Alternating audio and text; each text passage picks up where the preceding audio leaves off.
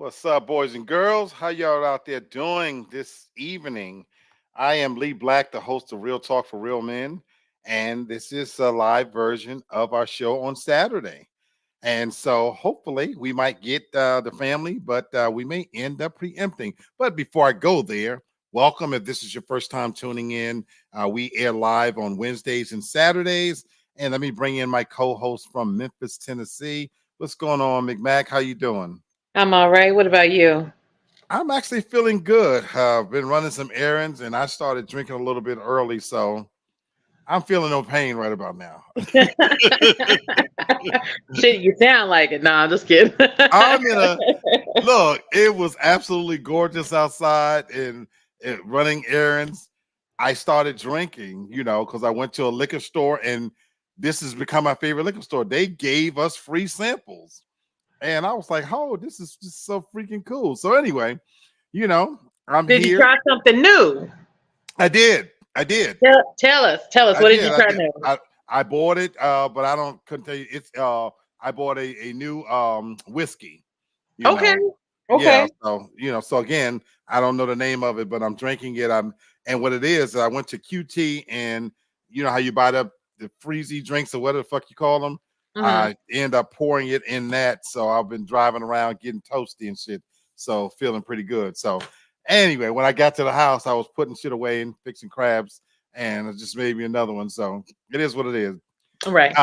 So we don't have any viewers, as far as I can tell right now, and we may end up canceling the show. So if any for my viewers tune in and you wonder what happened today, we were scheduled to have a show on games.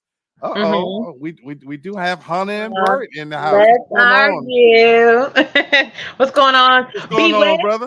Brett House. Yes, sir. Yes, sir. Good to see you, brother. So What's I'm going glad on, y'all? man, Doing we was good. chatting because we didn't know if we were gonna have a game today or not. But now that we got you and Han and the wife, we're going to definitely play. Yep. Because I was gonna tell the audience that it's hard to play a game if it's just she and I. But now that we got y'all here, because Hell Kenny's not gonna yeah. make it, Sherry's not gonna make it. So it'll just be us playing. So fantastic. Okay. Yeah. How you doing, my brother? I'm doing good, man. I cannot complain. That's I'm what's doing up. all right. Okay. That's what's up. So well, good. Glad to see you. So we are going to enjoy ourselves. Again, I don't have any viewers. Let's I get argue. I get it. I get it. It's springtime. It is I don't know about where in North Carolina. It's absolutely gorgeous outside Hmm. right Yeah, now. it's like that here too. Han says she on the way. Man, so that's why I don't think we have any viewers because it's early. People are out. It's spring, probably spring break for some of these kids or whatever and their families. And it's Saturday, man. So people are out, and Yeah, then if some people are out, they probably in a sports bar watching the game. tournament, So everything yeah, else. Yep. yeah. So God bless them. So we're gonna have us a good time with just us. And so when people tune in, they'll get a chance to have some fun with us for. So fantastic. Because Yep. because I don't even see Carolyn. People are doing shit, and I understand. Yeah, You they know, active. yeah, that I don't folks out there, I don't have a social life right now. I'm steering clear of these nasty no good bitches so that I won't be at the clinic. So that's why I'm at home. So Here we go. Right. this is full Already disclosure. started. We're gonna have time to talk about a whole lot of side shit. So I don't tell her what rabbit holes we're gonna go down because again, it's just gonna be us. But we're gonna play Let's especially Argue. with especially with Huh? some of these questions, like already, like some of these questions as I'm looking through these, this will be good. Whichever rabbit hole we go down, this will be funny. Okay. That's what's up. That's what's up. Well, Tasha, tell us the rules real quick, and we're gonna be off and running. The game is called Let's Argue. Hey Oh, Hannah, hey this y'all. is we will have just a prompt, that we will, these are controversial, maybe highly debated topic questions. But of course the rules are, we'll agree to disagree. There's no right or wrong answers on these. Right. None. There's no right or wrong answers. I'll just, give you a scenario. It may be with dating, relationships, family. It may be with food, music, TV. It's anything on Mhm. here. But if anybody wants to go and get it, this is a fun game. We've played it before, and it really does lead to some nice, high-spirited debates, and you learn something about people too. Absolutely. All right, Tasha, let's go. What's the first Lee, one? what you wearing? A jersey? I am. That looks okay. Yeah, I got my St. Louis jersey on. I see. I thought that was. That's nice. Here's a cool thing about jerseys for fat fuckers like me. This is a really nice, easy way to dress and be fashionable because I Yeah. don't fit in with the kids, but I can wear a white tee underneath. I think I'm gonna get me some more jerseys, because this is an easy way for a fat man to dress. That's nice. And you also could transition to the Winnie the Pooh style too. You know Oh what? my God, Don't my That's brother, an idea. my brother. Yes, sir. Yes, sir. Please, with the Winnie the Pooh, please. I challenge all of you men out there, embrace Winnie the Pooh. Please. Unless there's a fire, and then you gonna wish you, and then you gonna wish you would Winnie the Pooh. Please go scar somebody. Oh my God, what's going on, Craig? How you doing? Hold my on, Craig. brother? You said you pop on and checking us out. Craig, Okay. you gotta come on one day and be live with us. Yeah, Craig, come on live, man. Come on live. Yeah. Whatever. We'll drop Come the on link. today if you want to. Yeah, The link is already in the thing. Pop in live if you want to. Come check us. Come hang with us. So the first question will start out with something simple. At least to me, it seems like a simple enough question. Should a lady pay back the money that she borrowed from her boyfriend or from her husband or husband? Ooh. Okay, say it one more time. No. Should a lady pay back the money that she borrowed from her husband and or boyfriend? It depends on the amount and what the reason was. Because if I borrow money to pay a bill in the house, I'm not paying that back. I know that's right, Hannah. Tell it, Hannah. You live here too, so it's our bill. But if I borrow money and it's like a huge significant, and I know you had it in your savings, yes, I'm going to pay it back. But anything under 100 don't need to be paid back. Oh. Under 100? Under 100. Okay. Oh, so whether Anything it's over the that. husband or the boyfriend. Wow, that's I don't interesting. care who it is. Like, no, yeah, I'm playing. Okay. What's going on, Carol? What's going How you on, doing? Carol? Unless it's And a Craig guy, says one day he may come on. We Okay, gonna hold that's you to fine. it, Craig. Yeah. but it depends on the situation. Okay. I'm gonna go next. Okay. Because I was gonna split you because I want to hear what you got to say, Bird. So because I want to see if y'all together. I think on principle you're supposed to pay it back. I really and truly do. Mhm. It's the principle of it, and here's the reason why, Hannah and Tasha. I didn't even say that.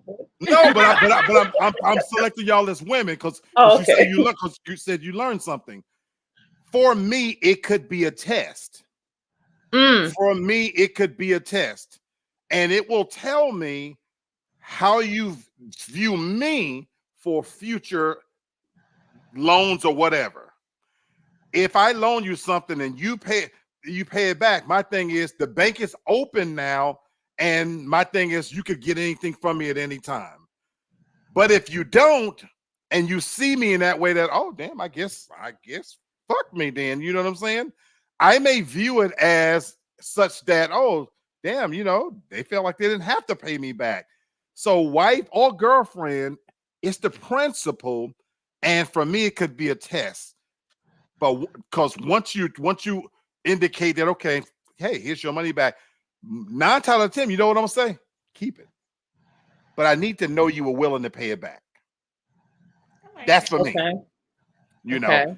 know, Bert, you next. But before you go, Craig says keyword borrow. I say yes, unless it's for house expenses. That's what I said. That's what I said. Now, I do agree with it for house expenses, then I have no problem with it. Now, I'm going to go in a different direction a little bit here. Now, if you boyfriend and girlfriend and, you know, you asking to borrow some money, then of course I want you to pay me back. And I'm on the same, I'm thinking the same way you are. You're like, you know what, if you do it, then you know what? It's cool moving forward.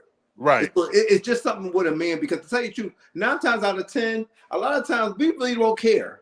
We don't really expect you to pay us back, but if you try to do it, then we be like, you know what? I got a real one here. I got you. That's the truth. That's the truth. Pay your girlfriend.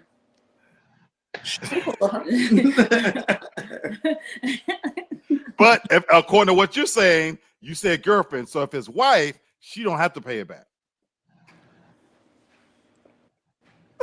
My money. No.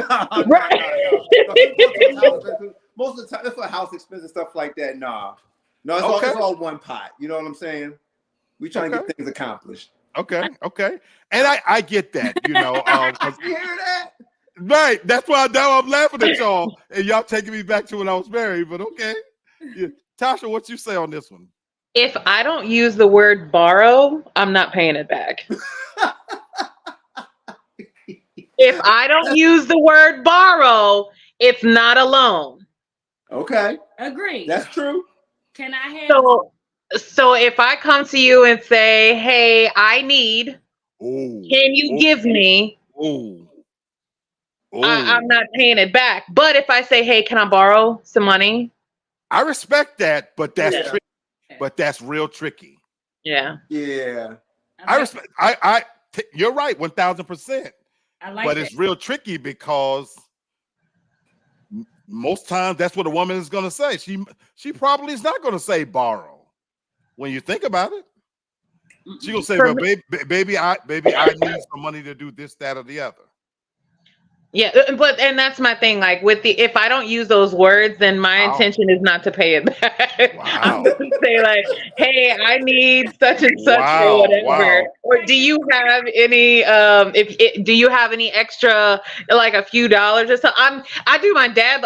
I've done my dad like that before. I don't ask for money a lot. I don't. Right. But if I do, and I know that about you. If I do ask somebody, if I explicitly say, can I borrow? I have every intention of paying you back. But if I don't say borrow, I'm not paying you back. Please understand you're not getting it back. Craig agrees. I got an additional question for the ladies on the panel. Okay. If I give you money to go get something, do you give the man back his change? And receipt. Oh, yeah. If you... Yeah, it's like you asked me to get something specific. Here's your change. Here's the proof I bought it. Here's the proof of what it cost. Okay. Here's your money back. Yeah. Okay. Also, I like that. Uh-oh, what happened? I don't know. I think they froze. So it's not my internet. No, I'm still talking. I can hear you. While we waiting on Hannah, Craig says, to be honest, if a woman asks her man for money, most men won't have a problem giving it. And that's very true. That's very true. You froze for a second, but you were about to say. Yeah, I was like, what's going on? Okay, what you about to say, Hannah? No, I said, if I'm in the store, you don't have to send the money. But if you give it, because I'm going to buy it regardless if I'm in there. But if you give it to me, saying, can you go out and get it? Yeah, I'm going to give you your change and your receipt. Yeah. Okay. I asked that because a lot of women feel like the change, that's just automatic. When I was married, I used to say, well, hey, where's my change at? Now there are certain people, you're not getting that change. Like my brothers, you're not getting that change back. That's mine. Just my change. My mom, that's my change. I'm not giving you. What difference does it make? Is their money? No. So certain things, certain people. No, that's my change now. That's crazy. I wouldn't ask for it back. Okay. Just like I wouldn't ask for my money back from them. I expect my change back. Oh. I know you want your change. You want the coins. Hey, I collect my change and put my change in a little thing. So give me my change back, shit. You don't like Crown Royal bag, do you? No, I do have those, but that's not where I keep my change at. But I do have those, you know. And I'm a pack. What Tasha call me a hoarder? I have those bags, and I won't throw them away. Just ironically, just because I think I'm going to use it for something. So, but I don't put change in it. But okay, Tasha, what's the next one? Okay, here's another one. Now, the question is phrased kind of generically, but we can always make a decision on which direction we want to go. So, TV show couple. What we can say, which one is your favorite, or which one do you prefer? Martin and Gina, or Dwayne and Whitley? Ooh, I want to think about that. Who was your favorite? Okay, however you want to answer it. Who was your favorite? Which one was a better fit? However you want to answer it. Martin and Gina, or Dwayne and Whitley? Wow. I got mine. Okay. I'm gonna go, and I will tell you the reason why. I'm gonna go Dwayne and Whitley. It would have been Martin and Gina, but the first season of Martin, Gina was dogging everything about Martin's job. Like, he really wasn't nothing, if you really look at it. Whitley was bougie, but she still supported Dwayne when he was crazy, funny, whatever. So, but both of them is trash to me because Dwayne cheated on Whitley, but while they're engaged. So to me, neither one of them is goals. But if I would have to go with any, I would do Dwayne and Whitley, because when they got tough, they stayed together. When they got tough, Gina left and went back to her old apartment with Pam. Well, Martin left Martin left too. When Dwayne spoke, Whitley was right there taking curtains off the wall, making dresses. I'm going last on this one because this is not as easy for me as one, actually. Neither one, to be honest, for me. Okay. This one is not as easy for me. Just to get the comments in, Craig says, consider the change of fee for going to the store for you. damn, Craig. What's going on, Terrence? What's going on, Terrence? Fly you by. Craig said gas is high. Craig says Martin and Gina. I thought Whitley was too bougie for Dwayne. Ooh, I would have agreed to that as well. But when we always watching the reruns now of Martin, and I didn't know. One time it just caught me. I said, "Did Gina just dog Martin?" Like it was just straight for his neck, and it had nothing to do with nothing. Okay. I was like, dang. But oh man, this is tough. Tosh, you want to go? Okay, I'll go. Yeah, I'll go. That's what I said.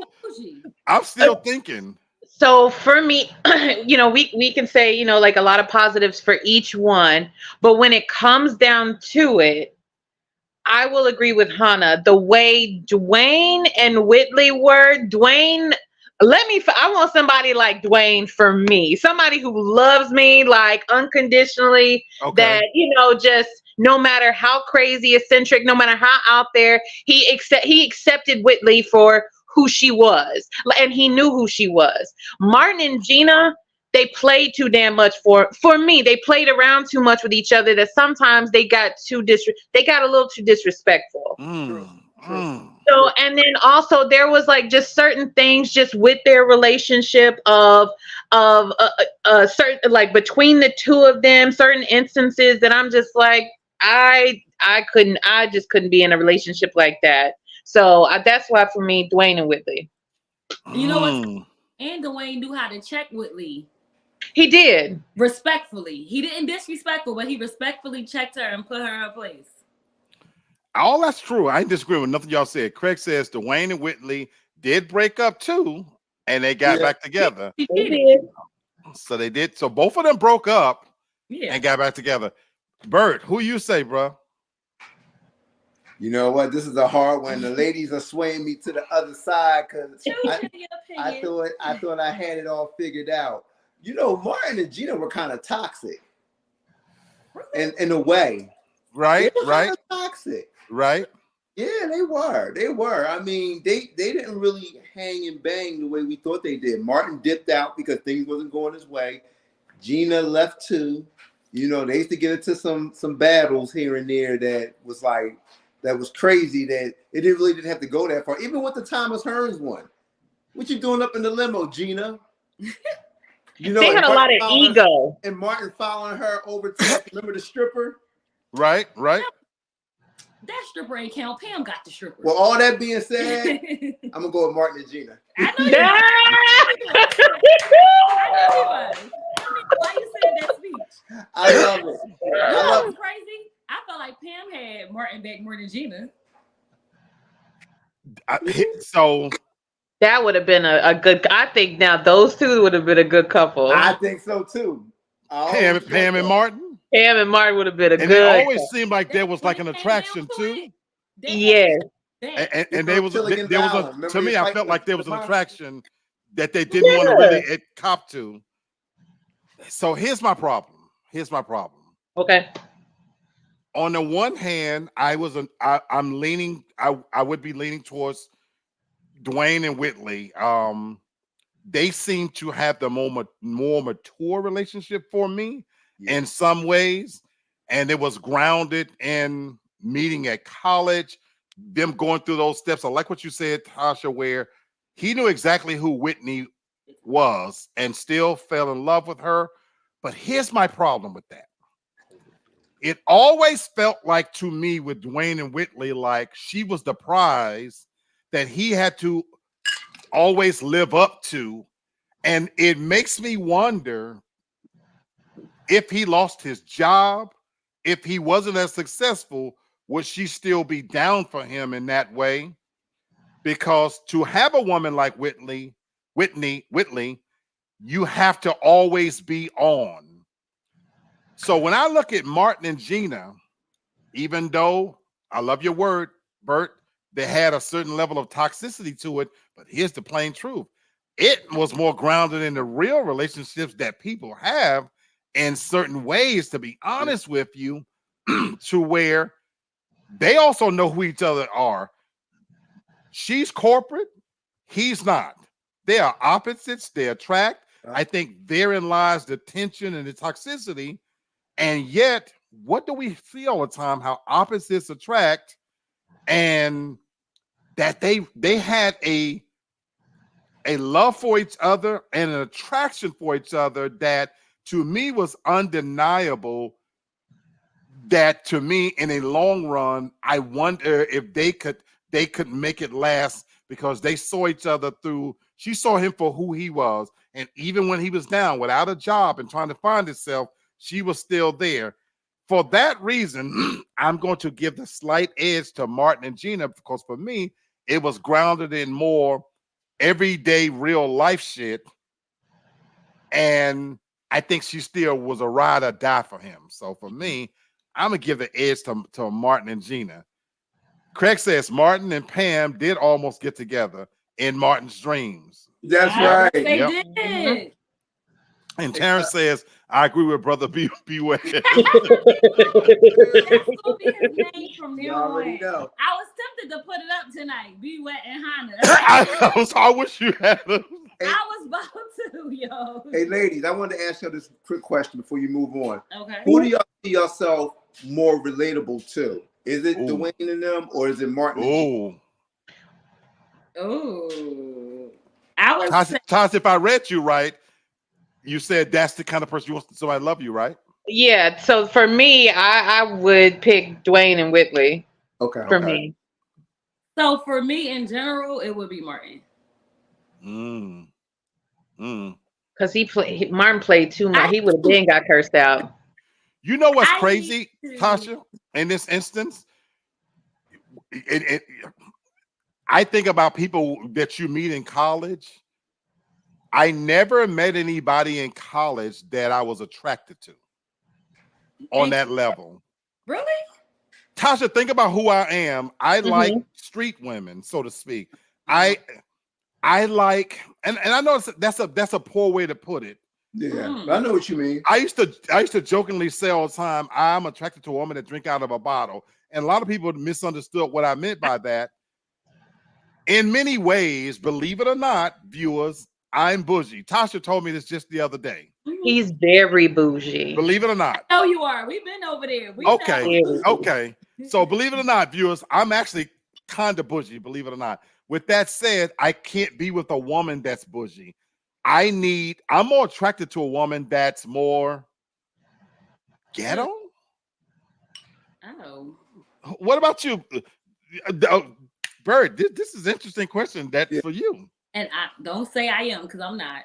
Yeah, I like the combo pack. I like the bougie, but I like that edge, and I like where you know what I mean, where you're not afraid to. Sometimes you might want to drink out of a bottle, or you might do certain things that they might deem not ladylike, but it doesn't bother me. Hannah, he got the hairs on my arm standing up because that's how I see y'all.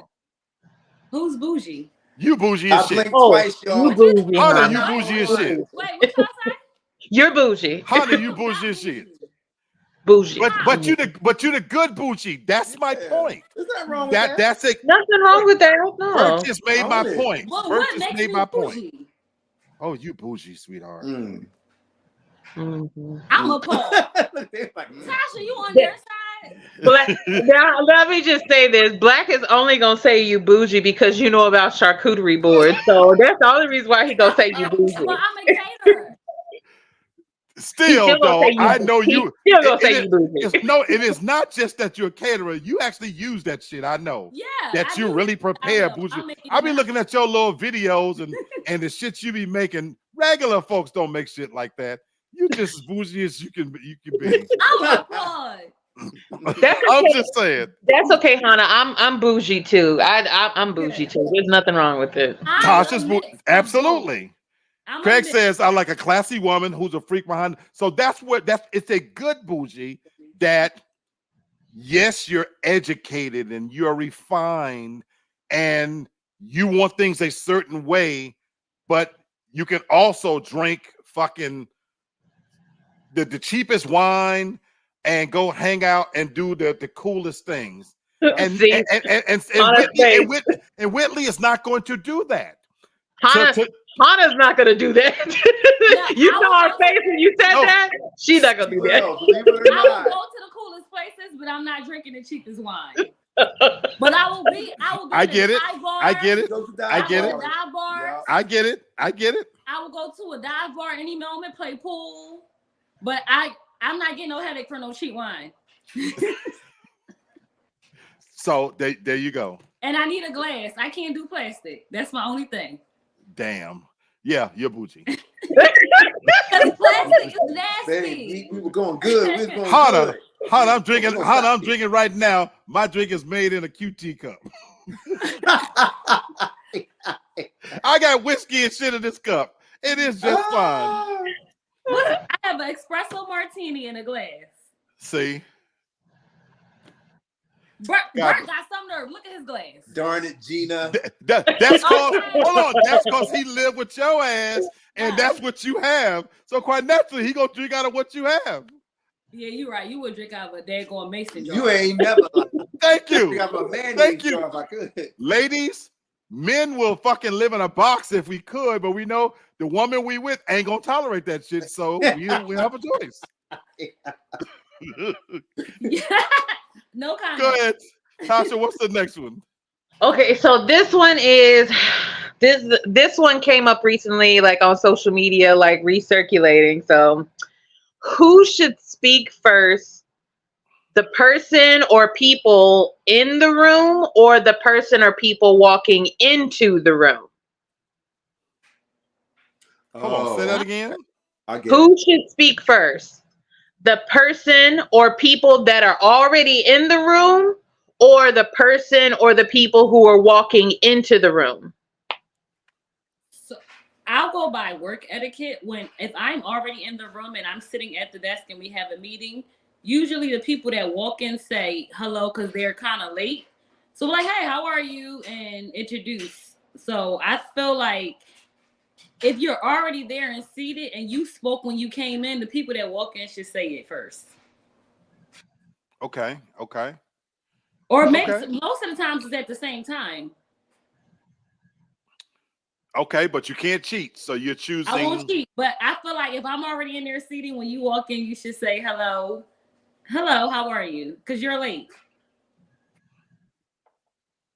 This don't have anything to do with time constraints, right? I was going to say, Hannah, what if they're not late? What if it's just a gathering and No time What if- constraints. what nothing. if I'm having a housewarming party and I got people already here and y'all show up? Now, if it's a house party, I'm speaking because I'm the host and I'm going to speak. No, forget about if you're the host. Y'all are coming You in just as a walked in the couple, front door? already people in. Mhm. Should I we was speak to y'all first, or should you speak first? The person that walked in the entry should speak first. You just came Okay. out from outside. As soon as when you come in somebody's house, the first thing you say is hello. Interesting. No, walk in Interesting. my house, I say hello. Craig says the person walking in the room, it's rude to walk in a room and not speak first. And I teach that to my kids. Do not walk in anybody's house. I'm looking at Tasha's face. Tasha like, you speak. See, the way I am, because I like to, if you're coming in, like say like if y'all was coming say, yo, what's up, Black? What's up, Tosh? Right. Like, even if y'all just step through the door, like, yo, what's going on? That's just me. Right. No, but it depends on what type of person that you are, because they might not be. Cheat. One or the other. Who speak first? I just said that. I said that I would want. Were you sitting or you walking in? If I'm sitting. You gonna speak first? How does sitting if I see him coming through, I'm like, yo, what's up, y'all? We opposite on that one. Craig says, now, if I'm walking into a business, the person in that business should speak first because I'm the customer. Agreed. Right. That's what I'm saying. Agreed. This is so evolving because we don't know. I'm loving where he went with this because I got an answer for that. That's Tasha, I'm reading Tasha's face, Tasha, and I know her personality. Yeah. Okay. So this is a huge point of contention for me, and if y'all will allow me, give me an exception. I want to cheat because personally, I don't think it's necessary for anybody to speak, and I'll say why. I'll say why. For me, I hated growing up, and going places with my grandmother, and like we would have to, when we would walk in, because I was taught when you walk into a room you have to speak. I hated that. Not because not because necessarily I'm unfriendly. Yes, I am unfriendly, but because like I'm more just like introverted. I don't like being forced to speak to somebody. Right. I don't like it. And I also don't like, I think about on the other side, I don't want to put somebody in that position where they feel like that they have to speak to me. So I'm sorry, like going to like house parties and different things or walking into, I hate that. That shit is like a big fear of mine, and if that's how it's set up, like I don't want to go. I don't like doing that. And then also like the leaving part too. Like when you leave, everybody does like that whole thing telling everybody bye. I'm a big old fan of the Irish goodbye. Like you look up, where the fuck did she go? She gone. She didn't say bye to nobody. It's not lying. Just like on the show, like when people like come into the show and everything, right. Saying, hey, I'm not being rude. I just don't. It should be implied. Hello, okay? Hello, fuck. I'm sorry. You're coming with a card like, hi. You gonna have a card. Damn. Is she so serious, y'all? She is so serious. This one is. Understand you because that's how my son is. That's exactly how he is, and I know it. He will speak, but he hates it. It makes me anxious. Which is why for me, I think the people in the room should speak first. For that reason, let me explain. Okay. Terrence says the person or the people that's already in the room. Okay. And it's for that reason. Craig gave a great example. And Craig, I have over 25 years of management, and I used to teach my crew. When that door opens up, every one of us, even if you got a customer, would look up, hey, welcome, we'll be with you in a minute. Yes. That's how I ran my store. Tasha's shaking her head. But that's how I did. But my mindset was, you're a customer coming in, you're walking in my house, my place of business, I want to welcome you. I use that I'm apply that same principle here. And I think about people like Tasha who might be introverted. Maybe they don't know everybody in the room. They're uncomfortable. So I think in this instance, I agree with everything y'all said. Tasha, I agree with everything you said. But if you asking me to make a choice, the people in the room, I think you having a responsibility in not a real responsibility, but the onus is on you to, when new people walk in the room, to make it so it, to me it's a call to make them feel welcome, because they might be introverted. So guess what? If I'm in that room, Tasha, and people come in, hey, how you doing? I am going to say, hey, speak first, to open the door and let them know, to be receptive, that I'm approachable. Because I think about it on the other side, if I'm walking in the room, I am like you, Tasha. I personally don't care if people speak to me or not. Mm-hmm. And in reality, I'm really trying to slide in quietly and find my spot. So for me personally, it doesn't offend me. Tasha and I, we to club all the time. We're trying to get in, and you know how you walk into a club and you see regular faces and they stopping you? Fuck that shit. Yeah. I'm trying to get to my seat, Right. so I can get situated. And Tasha can vouch for this. We would, if we get there early enough, we were trying to get a seat that's kind of out of the way, right, Tasha? Yep. In a corner, low traffic, so Mhm. that we wouldn't have to deal with every fucking idiot passing by. Because we like to kind of sit up in the cut, talk about people and shit. We over here when the club get to going, and I'm that way even if I'm in your house. I'm looking for that one seat that I can sit and not be noticed. So for me personally, I don't care. But if you're asking on this question, I think the people in the room should speak. Yep.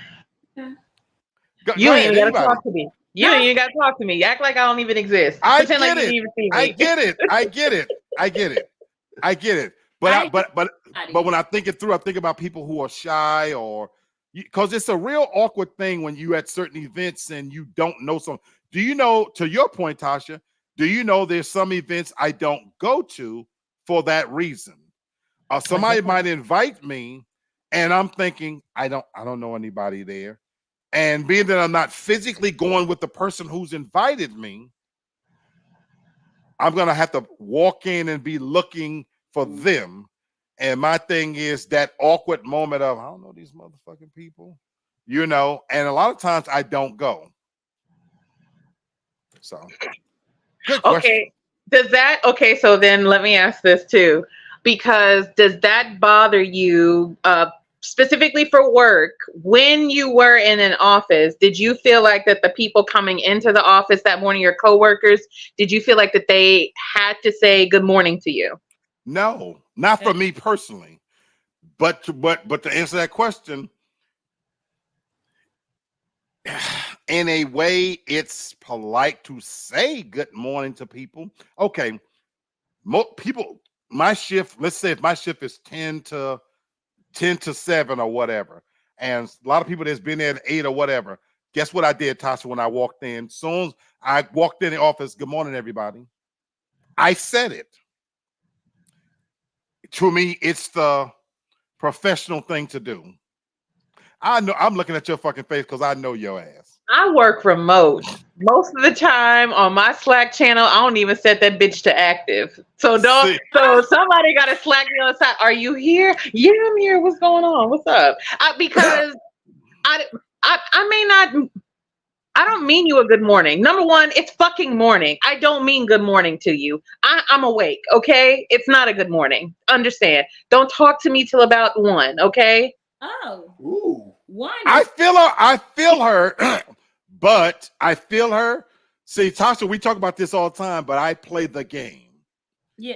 I feel don't. her, Yeah. but I play the game. So Sometimes you guess have what? to be My like, shift is 10 o'clock. So guess what? When I come in on Teams, I don't do it all the time, but sometimes I'll say, good morning, team. I keep it simple because I play the game, but I feel Tasha. Yeah, I feel it too with me, because if I'm walking into a lab, number one thing, it's me acknowledging you. You know what I mean? And setting the Yep. tone for the day. So all I'm doing is when I come in, it's like morning. I say, hey, what's up, everybody? That's it. Now we don't gotta talk about sports. We ain't gotta talk about your whatever's going on. It's just me acknowledging you and just saying, hey, what's going on? Hey, everybody. And that's it. And I just keep it moving. Now, we do got one person. Oh, my God. Bert needs good morning. Bert needs his good morning. Anyway. Because you need it. Anyway. I don't, let me tell you the truth. Hey, Tosh and Black. I'm going to tell you this much right now. I'm really on the inside. I'm really like y'all.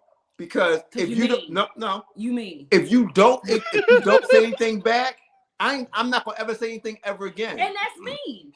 No, it's not me. You're inside a lab. You work in a lab with small If I people. take the time out to say, right. And if you can't even rap back and say what's going on and keep it moving, and you know that I'm not even going to hold your time. I'm not going to hold you up. I ain't mad at him. I'm acknowledging you, and I'm seeing you acknowledging you, and you can't at least say, I ain't mad at him, huh? You can just say, hey.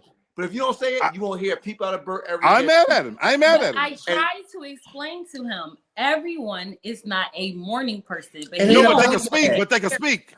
They can still speak back. Understandable, but when they speak later on in the day, Bert fuck that. If he speak to him right now, you're not gonna get no later in the day. I'm with Bert on that. You can't in the morning. You can't dictate. Doesn't matter. You can't dictate when I speak, when I'm awake. But if he says, hey, you can't say hey back. You know the reason why? Because there's communication that goes on at the job. So if you're not going to say nothing to me, guess what? Don't ask me for crap. But I'm not going to acknowledge you. I'm with Bert on this. He's petty. That's right. I'm petty. Well, then I guess I'm petty too. Shit, I'm petty too. I'm Petty Kruger. Because if you don't speak to him and you come to him for help, he do the bare minimum. I'm with him. I agree. Bravo. Leader. Bravo. Yep. And I'm Bravo. But you're the leader, not acknowledging. Bravo. I'm with him. I'm with him. Let me read a couple of comments here. DJ, welcome. DJ say I traveled. I don't know what WF is. Work from home. Work from home. I traveled and worked from home for 10 years. Yeah, okay. He says took a promotion and I'm back in the office. And they know not to bother me until 12 p.m. Okay. Yeah. Craig says, truth be told, Tasha, most people who say good morning or how are you don't really mean it. It's just something people say to be courteous. I agree, but it's still the game I play. Keep it. Brenton says, what's up, good people? What's up, Brenton? Hey, Brenton. Craig says, what's up? And what's up? Okay, cool. But yeah, I'm with Bert. If I do speak and you don't say anything, you can never worry about me. It's not towards anybody. It's not offensive. It's just that for me, because I'm talking about individually, Tasha. But I'm saying individually, group related, whatever it is. For me, I know you don't really fucking mean it because I don't mean it, and I sound so insincere. I sound sarcastic when I say it. So Tasha, if I walk in the office and I say good morning, Tasha, you're not gonna say nothing back? I may say something, but it's gonna be so low you may not hear it. I may be like, it'll be like this. Hey, that's all I need. But that's fine. That's all I need. But you may not even hear it, and depending on the morning, you may just get a look. So if I don't hear it, so if I don't hear, okay, even if you gave me that look, so I'm gonna keep it funky with you. If you gave me that look, you know what I'm saying? Fuck that bitch. I'll never speak to her again. Thank you. Thank you. Hey, Black. Now here you go. Look, I'm gonna do a role reversal now. Oh my gosh. If you don't say good night, she has a fit. Because you're supposed to kiss me and say good night, my bro. Oh no. As you're talking about as a couple? Yes. Okay, no, I go to sleep. But she don't want me to say good morning to her. Because I'm asleep. That's just weird. Now that's fucking weird. He wakes up and has to be in the lab at 3 a.m. Do not. All I say is give me a kiss. 5:30. Now that right there. Okay. Hold on, Hannah. I got you now. Let's go back to the previous question with Whitley and Dwayne. Okay. Remember the scene when Dwayne had to get up and they played the Ray Charles song? Yes. And she would get up ahead of time and rush to the bathroom while sleep and brush her teeth and fix her hair. That you owe that man a fucking good morning. If he got to get out of bed early in the morning, get out in that cold motherfucking air, then you owe him a good morning. First of all, we have a garage. She not hitting no air. Really? Really? Okay. I make that's just fucked up. We ain't talking about that. Also, I tell you to give me a kiss before you go. He don't do that, and I know. You know why I don't do that? I know. What did she just say? I don't want to be woken I up. still want to kiss. Thank you. So you want to be woken up? Thank you. Thank you. What kind of confusing Thank you. stuff is Cat this? me, just give me Thank a kiss. you. What kind of confusing stuff is this? Thank Give me you. a kiss. Kiss my forehead. You owe that man a Tasha, good morning. Don't Shit. fuck with this guy. No. No, no, right. I'll Before take he that. go to sleep, even if he sleep, I make sure I pray over him and I say a kiss. Even when he knocked out snoring in my ear. But the morning is not important for the The prayers morning and whatnot. is not important to. I just want him before he leave out. My only thing is just give me a kiss before you leave. Even if it wake me, don't just wake me up like, babe, get up, you want to eat. But give me a kiss to let me know you're safe. You know, I just want that. That's small. That's I sent her a text when I get there, like, a babe, text ain't shit. I made it home. I made it there, love. I'm at work, love. And then she hits me up later on when she gets It up. does not matter. Give me a kiss before you walk your yellow behind out the front door. And we're going about to bid this. I know we got to move on for time purposes, but she woke up the other day, walked into the bathroom half asleep. I didn't even say good morning to her. She was walking up. I gave her a kiss on the cheek. Yes, she jumped back in the bed. But you gave me a kiss. I didn't say good morning, But you nothing. gave So me I a kiss. honored her wishes. I didn't ask for good morning. I said, give me a kiss. Pick your behind on. That's small. That. That's very minute. That's so small. So, folks, you see why I'm still single, don't you? I asked for his paycheck. I'm asking for a kiss. I'm just saying. Let me get these comments in. DJ says, I'm the angry finance manager at my dealership. Ren say, did I miss the white bread versus wheat bread segment? No, we ain't got to that one this time. Oh my God. DJ said, I agree with everyone. I match energy. Yep. I match energy. DJ goes on to say, Hannah, he better wake up to a bath and breakfast if he gotta do all that. Bert just Whatever. Yeah. You go to sleep to it. I wake up to it. Oh my God.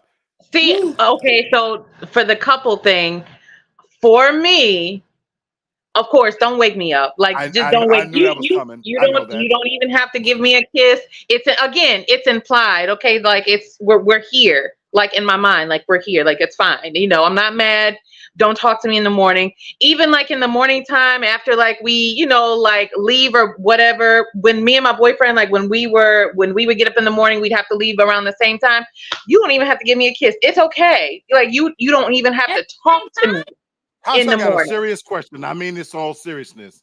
Mm-hmm. So God forbid something happens, you wouldn't feel like, damn, I didn't get it. It's implied. It's implied. It's implied. I am not. Black, you know me. I am not a morning person I'm at all. hearing you, but it's implied. Tasha, even with my parents, like in the morning time, like when I was younger, like getting up for school and everything, like we had to like get ourselves up for school and everything. So you didn't always get like a kiss and a great day. It's implied. It's there. Let me say this to my men. Let me say this to my men watching this. When I was married, me and my wife had alternate schedules. She left the house. She had to be to work at 7 o'clock in the morning. She would get up at 5:30. And I didn't have to be to work till 12 o'clock. Every fucking morning, I was up with her to see her off. Aww. In my head, Tasha, my thing is, I want to send her. I could go back and get in the bed, but I know what you're saying. But my thing is, if God forbid something should happen, I need to know that I seen her get in her car, seen her off right. Baby, I love you. Be careful. Have a good day. And I could go get back in the bed, because in my brain, if that's the last thing we said to each other, I need that to be that. Mm-mm. So make the night before. Make the night before memorable. Wow. Can I say something about that? Wow. Mm-hmm. So I watch the IG channel a lot, and this guy, his wife always kissed the husband. He was a police officer. He always kissed his wife before work. One morning she wore lipstick, and he was like, "I'm not going to kiss you. I kiss you when I come home." We saw the episode together. He got killed, and that's the only time out of 38 years he never kissed her. And she said he kissed her every day. That one day that he left out that door and got killed in the line of duty, the only day he's never kissed her before leaving the house. So that's what you said, Lee, kind of is important. That makes sense because even though he did it every other day, for some reason that last day lingers in his mind. So with that powerful episode that's burned into your brain, you still not gonna get up in the morning and see him off. No, and you don't have to get up to get Hold to on, see me off either. No, she didn't answer. Who, me? Who, me? Hannah. No, that's the thing. If he asked me to get up in the morning to see him off, I would. Honestly. No, forget about ask. No. Well, I gotta ask.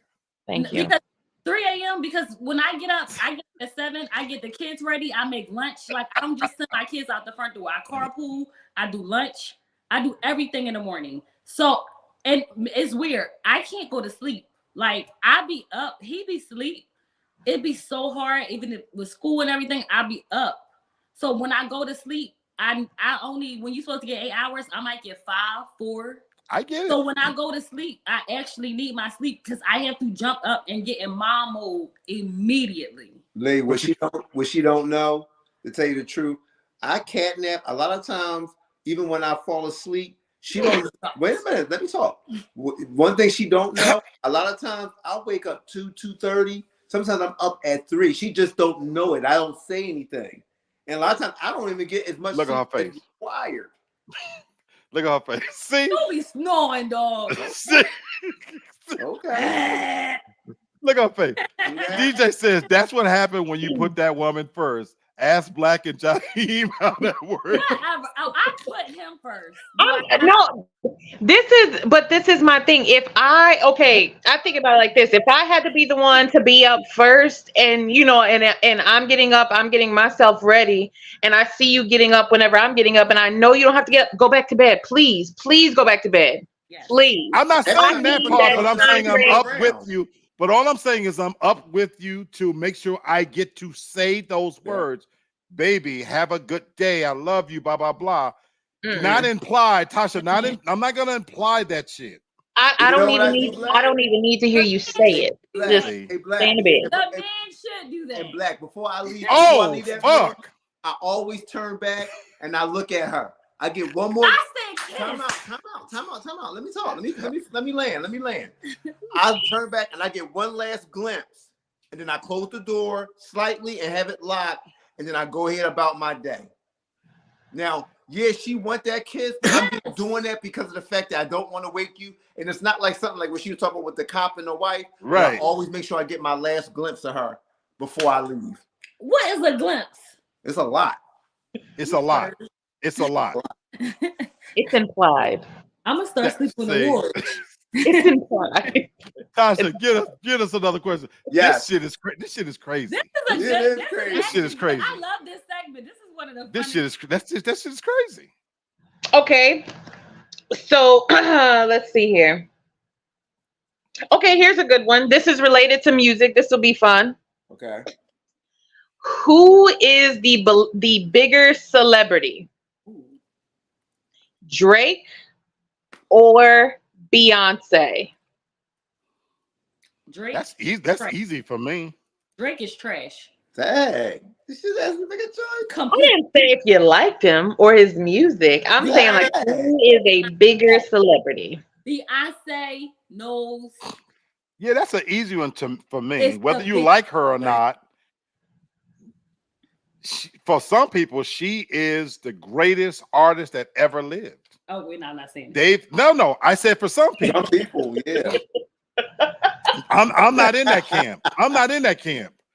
Me In neither. fact, I get angry that we've elevated some of these new artists above a tried and true artist.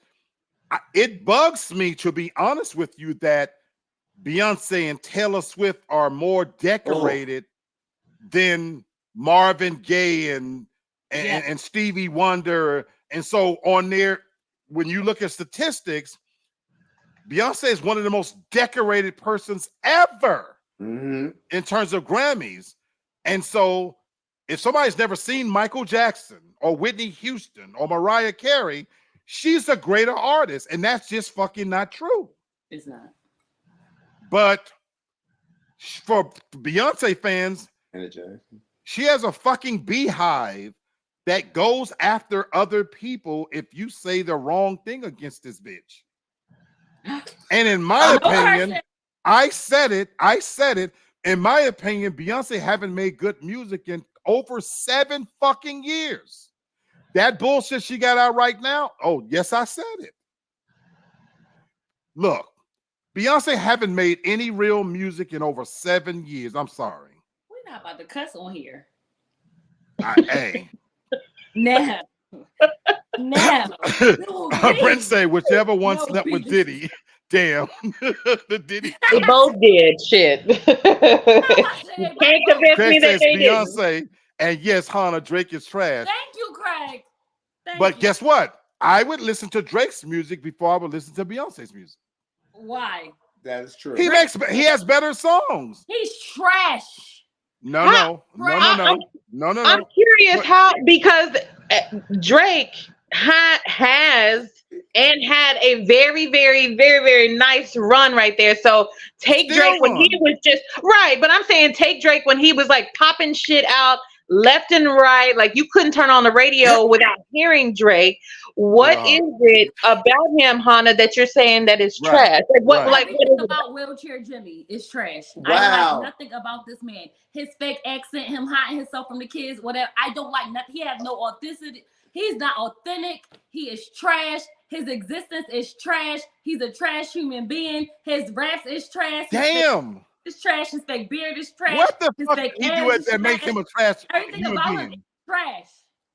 Everything that you just said, I say the exact same thing about Beyonce. That bitch is trash.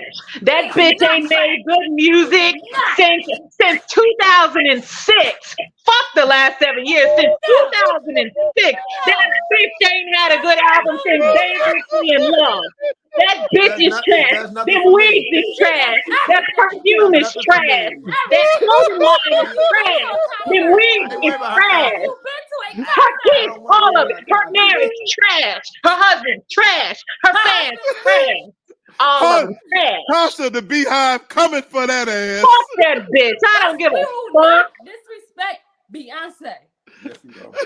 Yes, her personal brand, if we're being honest, her personal brand is trash. That's why most of the stuff that she has, as far as individual items, perfume, Calcedarion, she has no personal branding, and that's why those did not do well. I agree, but it's just her name on it. I agree.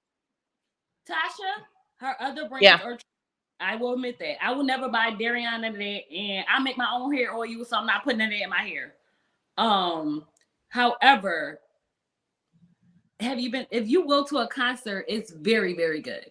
No, hold on. Okay, so here's what I would say about that. So it's a crack house. It's the same environment. It's the same environment. Hannah, here's where I'm gonna agree with you. As a performer, there's not too many better. I give her credit. As a performer, that's one bad bitch as a performer. Yeah, you get your money's worth in her show. She's one of the hardest working people. She don't just stand on the stage. I'm not taking anything away from her as a performer, but I'm going back to my example. She doesn't make timeless music, though. I agree. I'm not saying her music is trash. I like Beyonce personally. Now, to Tasha's point. Her brand is nothing special, but I can say the same thing about that filthy, nasty, no good bitch Rihanna too. So that bitch ain't no good either, you know. Oh Lord! Whoa! So look, if we keep, I'm just saying this sloppy bitch parading around her musty drawers like she doing something special. So that bitch ain't doing nothing special either. That bitch ain't made music in forever, but she trotted her musty ass over there to a foreign country and sung for that Sheik or whoever. I can't stand that bitch. That bitch is dead to me, but that's a whole nother conversation. But Beyonce is a great performer. I'm gonna give her that. Where we going? What happened? I would give her that. To you. Terrence says Drake got some bangers though. Yes, He does. He's trash. He does. I'm not a big Drake fan, but I can listen to Drake before I listen to Beyonce. That's me. That's me. Ew. Craig says for me. Cousin. Craig says for me, I just Wow. don't think he can rap. He sounds the same on every song. Don't get me wrong. Yes. I think Beyonce is trash too. I don't listen to either one of them. Right. But see, I'm not saying that Drake's the best rapper. We're talking about between the two. Right, We're right. gonna keep it where it's at. I'm Yeah. saying that if you came to me and said, "Who you gonna listen to first?" I'm gonna listen to Drake. I'm gonna listen to Drake. Cause at least he got some shit that I can kind of groove to. Beyonce just haven't made good music in a long time. I'm just being honest. Terrence says I agree. Beyonce's brand is trash, but her live performance is great. Yes, so I ain't gonna is. take nothing away from that as a I performer. No, you agree with Lee. Get out of here. Go over there with Drake. Right. Can I tell y'all one thing though? The best concert I ever been to, I know Lee gonna be happy about this one. It's the R. Kelly Light It Up tour. I challenge Amazing. anybody to go on YouTube and they got on YouTube the best concert you will ever see. And that's the one I'm talking about. Oh my God, that man puts on a fucking show. Amazing. That he was yodeling. If they release him, I don't do concerts. If they release R. Kelly, that's a show I'm going to. I will brave the crowds. I will brave the smells. I will brave the bullshit, the parking. But because you're gonna have a lot of musty ass women in that motherfucker. It didn't stay when I went. People watched their butt that day. We got a whole new generation of stinking bitches out here who don't. Yeah, that was a while ago. They might. I was on Amazon the other day, and they got soap and shit. They advertised it on TV. The white lady who make the soap say for your armpits and some more shit. They constantly creating reasons for these fucking people that don't want to wash up. Take a fucking bath, So I would brave all of that for an R. Kelly concert, because his concert is the shit. And these new artists, but again, but Beyonce, her concerts, she can perform. She gonna give you a show. I thought you wanted okay, Tasha, go ahead. I said it. That bitch is still trash. I'm just kidding, Hannah. Calm down. I didn't hear what you said, Tasha. Calm down. No, she's still trash. No. Okay. Give us another one.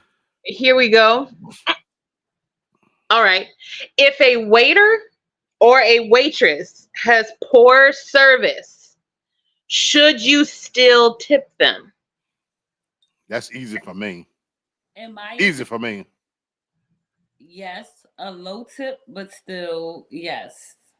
Only because my second real job was a hostess, and the waiters have to pay the bartender and the hostess out of their tip. So you're not just tipping them, you're literally tipping the entire restaurant. You won't get a high tip. I will lower, but when you tip, because I was a hostess, you're not just tipping that waitress. You're literally tipping a bartender who made your drink plus the hostess at the hostess stand. So I'm curious for you, what's a low tip and if you get great service, what's a tip? What's a normal tip? And what's a low tip for you? The low tip is 10%. Okay.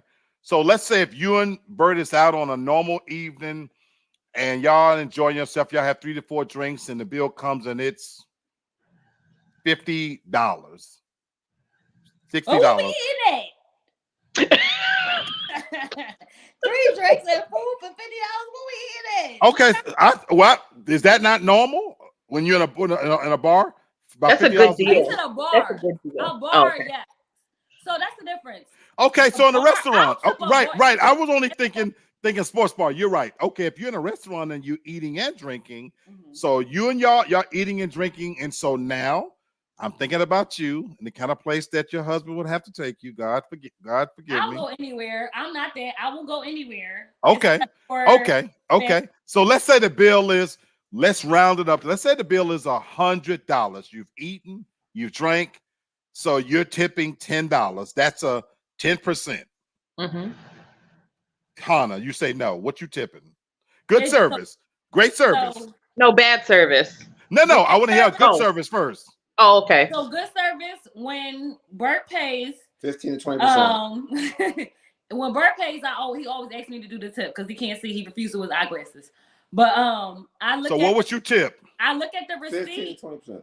I look at when I tip Rudy, they ask me. I look at the receipt and see the 15, the 20, and see which one. If it's good, I will go to the higher end. If it's bad, I will go to the lowest one they got there. But you can't say I under tip you because I did what you have on your printed out receipt. Okay. Now let's say if the service is bad in this instance, what would you tip that waiter or waitress? And y'all just finished eating. The bill is $100. What tip would you leave? The lowest one possible, because we had that recently. So you would still do the 15%.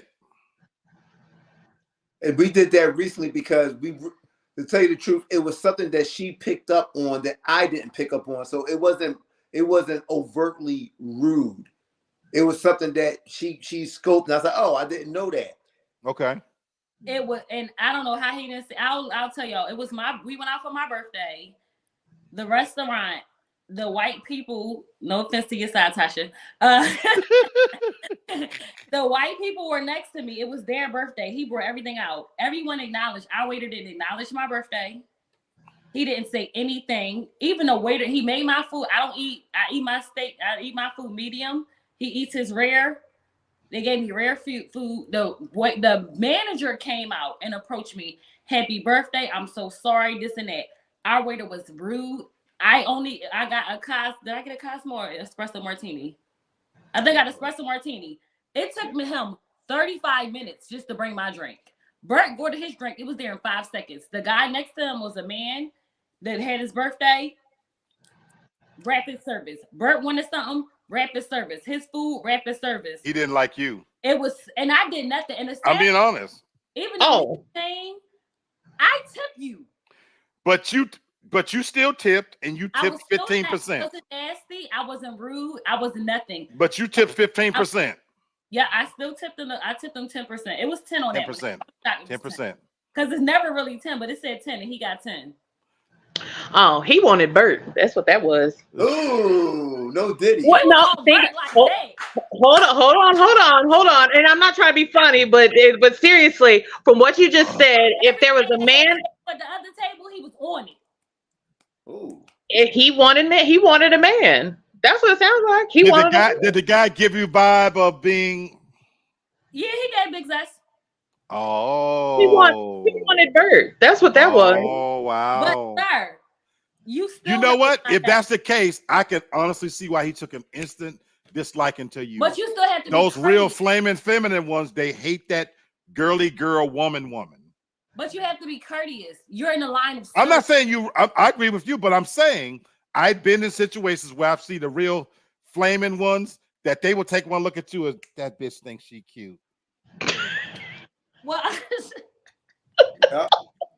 I'm not for my gay viewers. Okay. For my gay viewers, I'm sorry, don't get offended, but I'm saying I've seen that.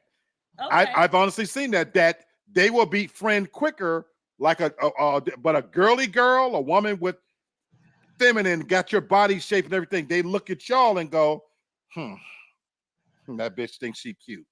I've seen it. Yeah. I watch people. That is rude. I'm just saying. I want to hear y'all answers. Craig says it depends on how bad the service is. I increase or decrease my tip based on how well or how bad they treat me. If it's really bad, the tip is 0. Tips are not deserved; they're earned.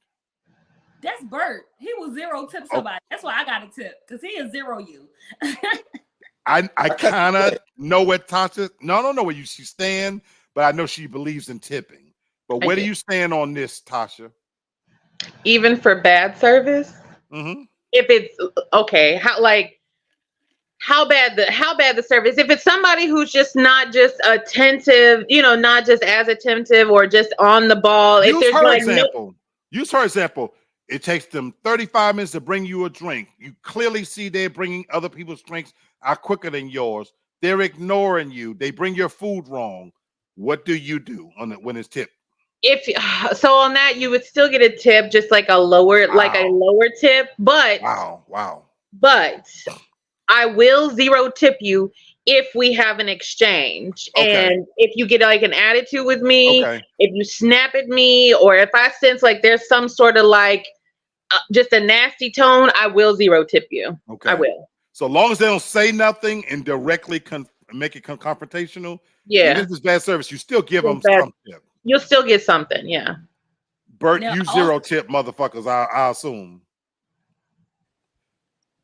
Bruh. I'm a survey person though too. I do surveys and call corporate. Yes, I am. I'm a And survey person.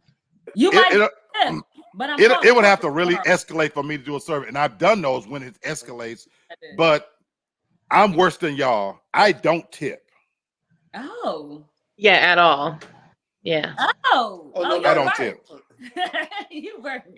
I don't tip. I know what you're saying, Hannah, and where the tip's supposed to go, this, that, and the other. Go to the house. I'm just of the mindset that when I have to get dressed and go to a restaurant and I got to park and come in, you're going to get out of me whatever the fuck you say that food costs.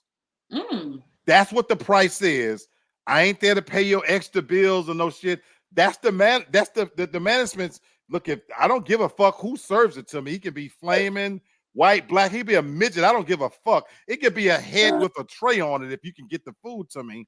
My thing is, I don't give a fuck. Just bring my shit right to me, and then I'm the kind of person, you're not gonna bring my wrong food. You know, now you're gonna talk crazy because you're fucking with my food, but I will say, hey, you brought this steak is not prepared well, whatever, blah, blah, blah. This, that. But once you bring my food and I've eaten, I'm looking at the menu. If this dish said is $23.99, I just expect you to apply tax to $23.99. Don't be add no extra shit, and I get angry when you add that automatic gratuity. And now I'm really pissed, and you're damn sure not getting nothing out of me. And if I'm with you and you tip too much at the table, I'm gonna take part of that. Say, you know what? That's why I have to tip on my card. That way he can't take it. He can't take it.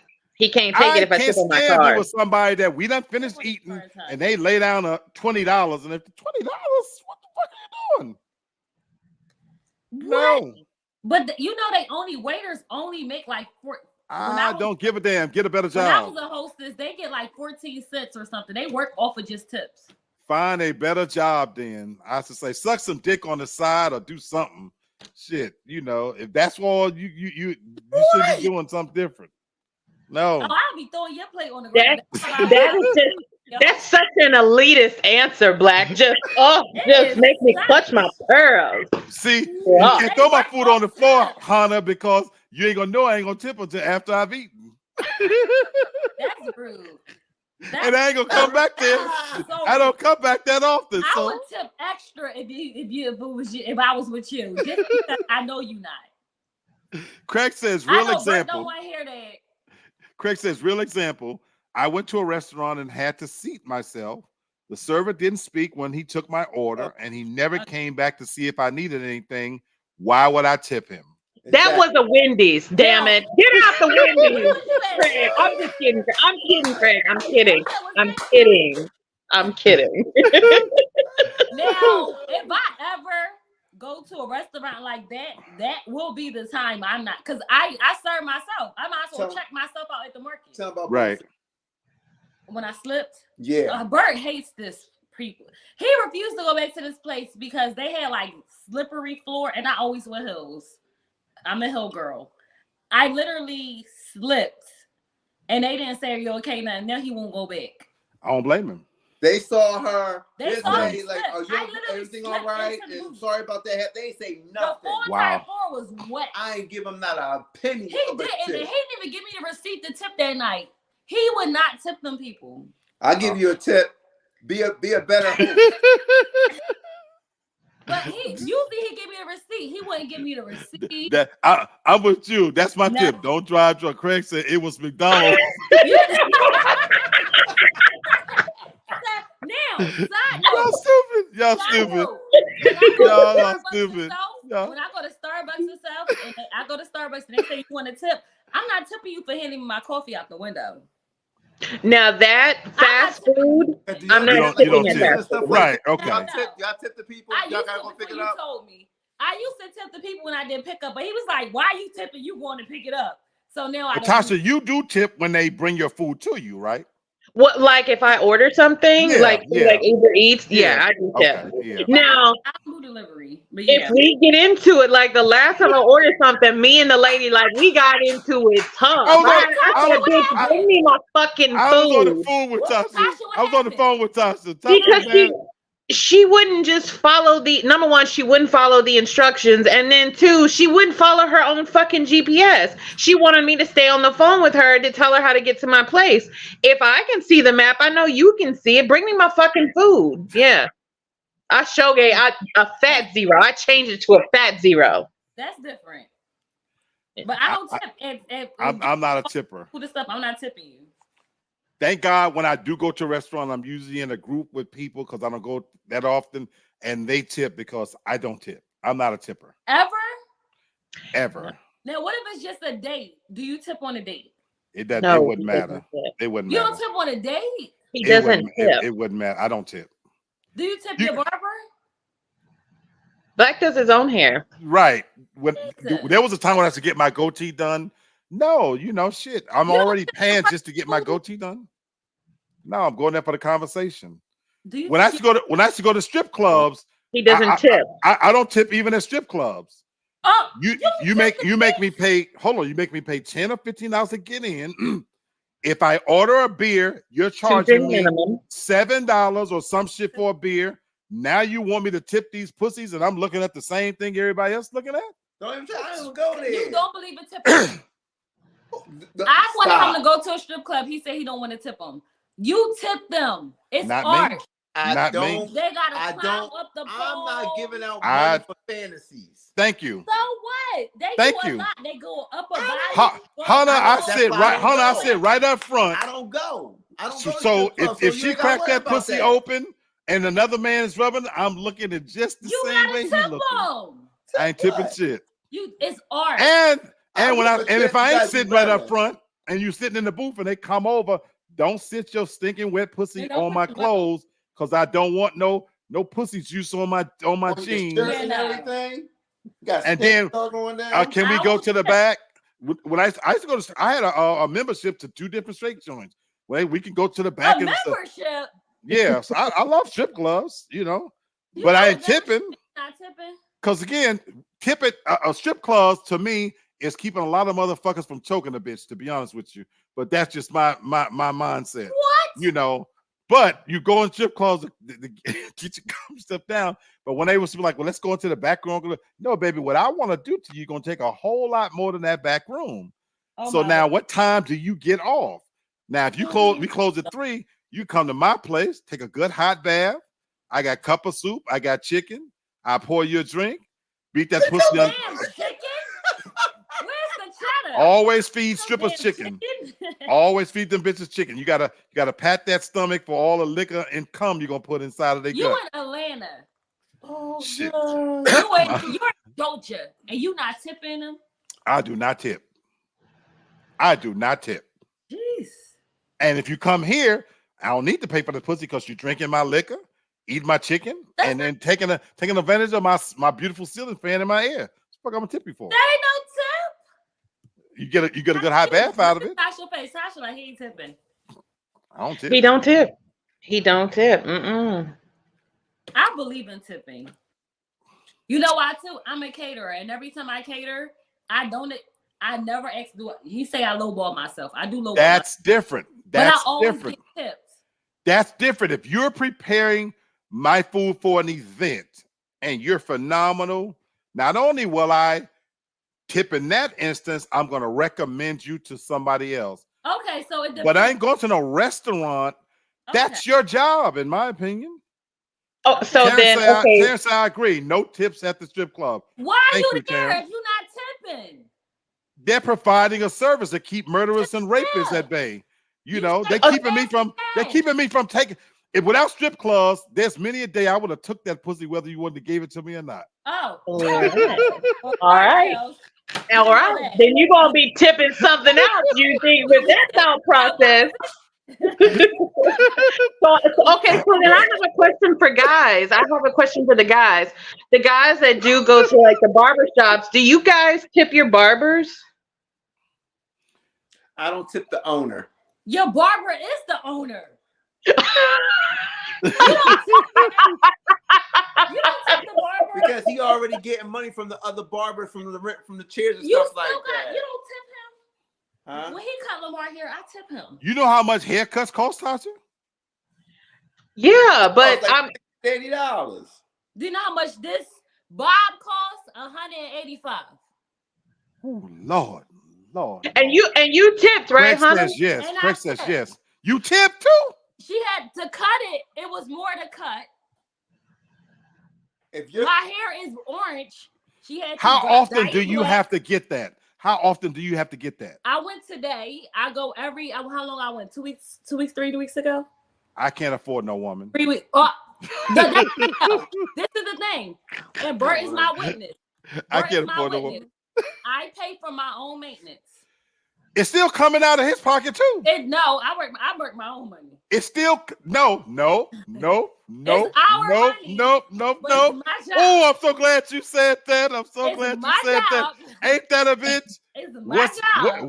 What's yours is mine, but what's No, mine is mine.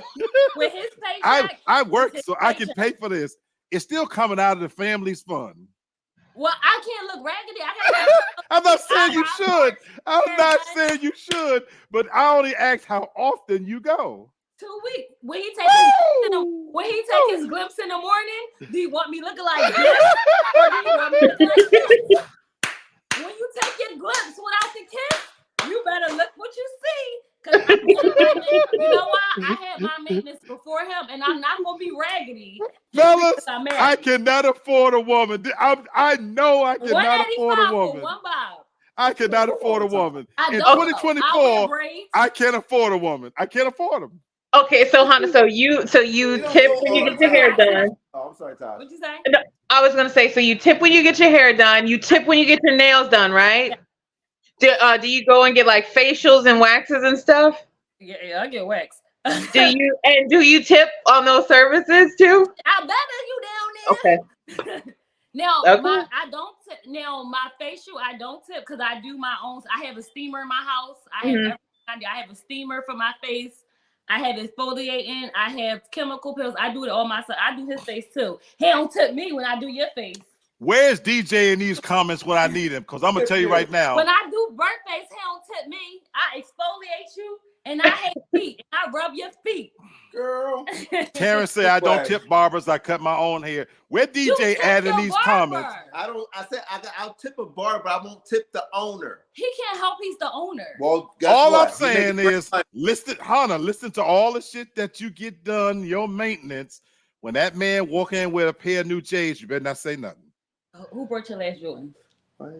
Who brought your last Jordans? That wasn't the question, Hannah. That wasn't the question. He running the tab. Thank you, Tasha. Now, if Thank I you, run the Tasha. tab, there's a problem. Can I say Tasha, something? thank you. Thank you, Tasha. Thank you, Listen, Can I Tasha. say one thing, though, Tasha? Uh, And he 100%. Whatever he buy, do I ever question? I don't. I'm not that person. If he want to go buy 100 Dragon Ball Z shirts, I do not question anything because I feel as though you work hard. You should spend your money on whatever you Beautiful. want. Then that's beautiful. Then that's beautiful. Whatever you want. I'm just that's what. Thank God. So thank you. So at least you're Whatever that. you want to spend it on, but I still think you should tip your But barber. but here's what agree. you but here's where you have an advantage, and we're gonna move on to the next question. And whether you admit this or not, you know you marry somebody that ain't gonna spend recklessly anyway. So you getting the best deal of that bargain. He ain't gonna be walking in on that often with spending shit, and he ain't gonna be doing all those things because men, we're very simple. We're very simple. If we got that remote and we got something to eat and we at home and you're not yapping in our ear, a man is fine. Thanks. Also, though, I'm a couponer, so I am bougie on a budget. I love it. So you kind of I make be calling okay. my babe. That's what's I up. was the Publix. I got this and this. That's and what's this. up. Like, That's what's up. dang. And again, the little bit of the glimpse that you've allowed us to see into your relationship, here's the other reason why B Wet ain't saying shit. You're first of all, you look fucking fine, so you can get away with it. Trust me, if you had a big fat eye in the middle of your forehead, he wouldn't let you get away with that shit. And the other part is you can cook your ass off, and you're a good homemaker. So for a man, that's everything. That's why you on trip. That's everything. Because he knows them raggedy bitches out there who making cornbread from Jiffy cornmeal box, that ain't gonna cut it. Look, Now I do cook. some of them raggities have brought some food in. Who brought you food? And let me tell you something, we looked at that thing and we threw them all the way. Thank we you. were like, who made this? Thank you. Who was bringing food in there? He didn't say nobody brought food in No, there. who was bringing food? He didn't- You ain't telling me that Pepper brought food in. Wait, hold on, Hannah, because this is leading perfectly to my next question. Hold on. She always get offended when people make food. Even my homie make food. He does catering too. She gets mad. I'm like, oh, it tastes good. What you mean it tastes good? Y'all remind me of that episode Did you eat the food? No. What's the guy that he was eating somebody else's cooking and she said he was cheating on her? King of Queens. Because King of Queens. That's my episode. She gonna say he was cheating on her because he was eating the other woman's food. On her with food though. Like damn. He was eating it with his hand out of a bowl, out of a snack. She bugging. So don't play with me, because that's my gift. So the next question is: should a person be willing to take a bullet for their spouse? Oh. Ooh. Are they gonna be shooting at the spouse? No, y'all ain't shooting at each other. You know, just in the event that you're in a situation, or just in general, just in life in general, should a person be willing to take a bullet for their spouse? I love the question, and I'm gonna go deep on this one. I'm gonna let y'all answer. I'll speak for me. I would, because I know if I did take it, he would still look over this household. Everybody would be fine. And I know the type of man and character he is. And I would actually do it. I'm just speaking for me. I would do it. Now, my ex, he can get shot 5 times. But for this man right here, I would. Okay. Bert, you want to second that sentiment? Yeah, I second that.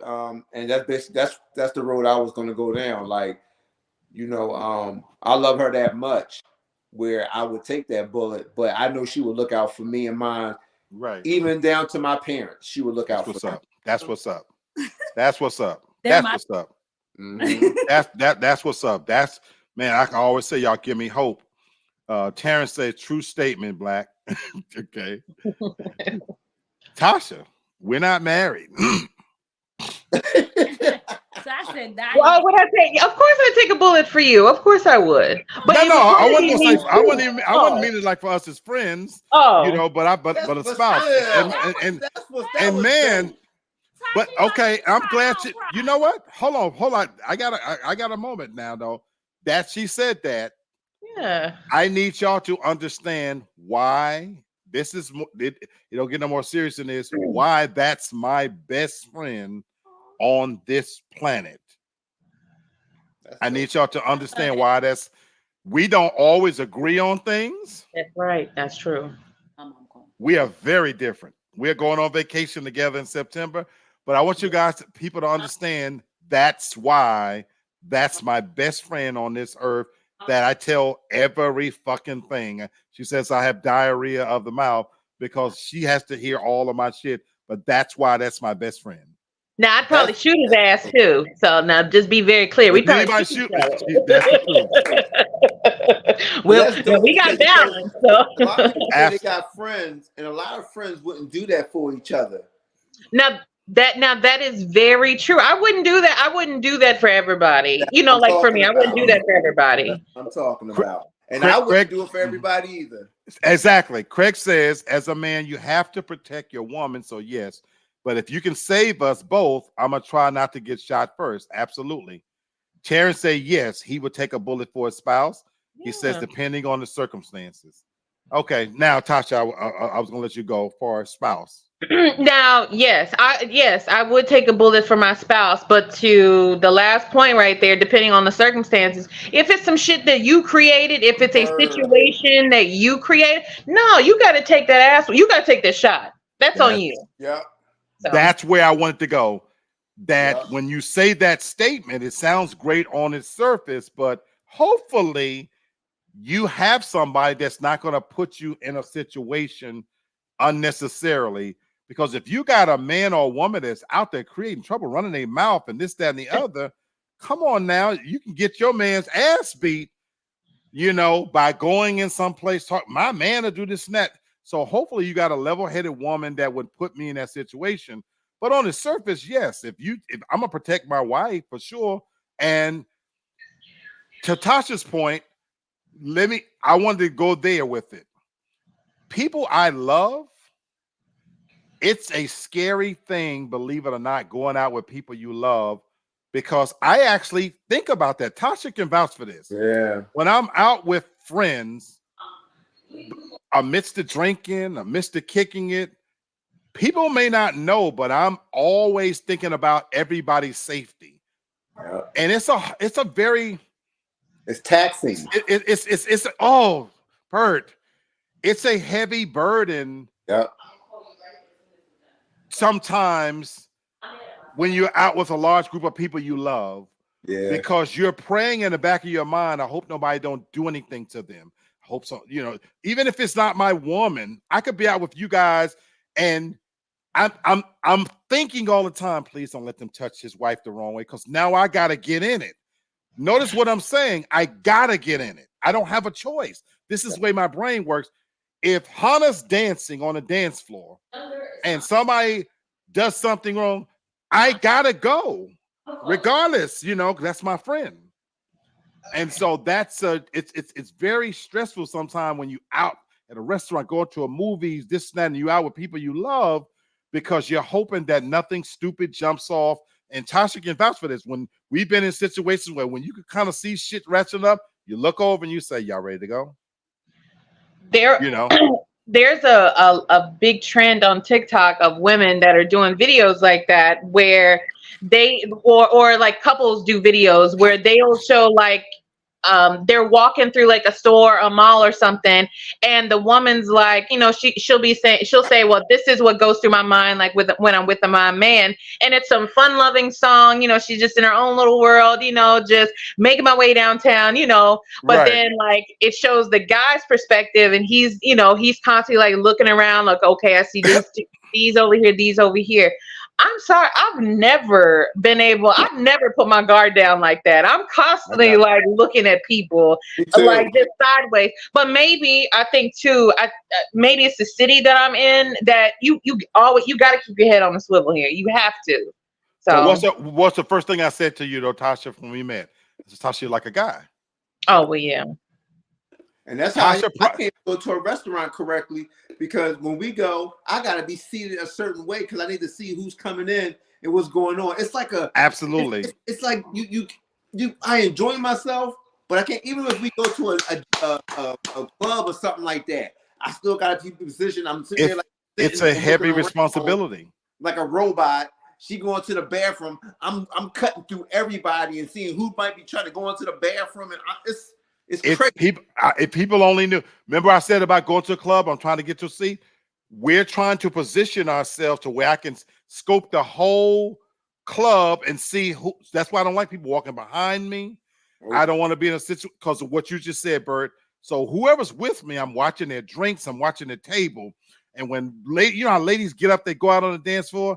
You want them to have the greatest time. Yeah. Then when you see those guys that walk up, you're saying to yourself, please don't do anything stupid. Right. And it's a heavy responsibility sometimes when you're dealing with people you love. And I know the question is about a spouse, because again, of course you would do it for your spouse. You would hope. I would hope that nobody would marry somebody that they're not willing to take a bullet for, but exactly, but yeah, it's so deeper than that even with friends, I go home to New York and I'm with family. I'm always thinking it. I'm always watching. To your point, Tasha, head is on a swivel.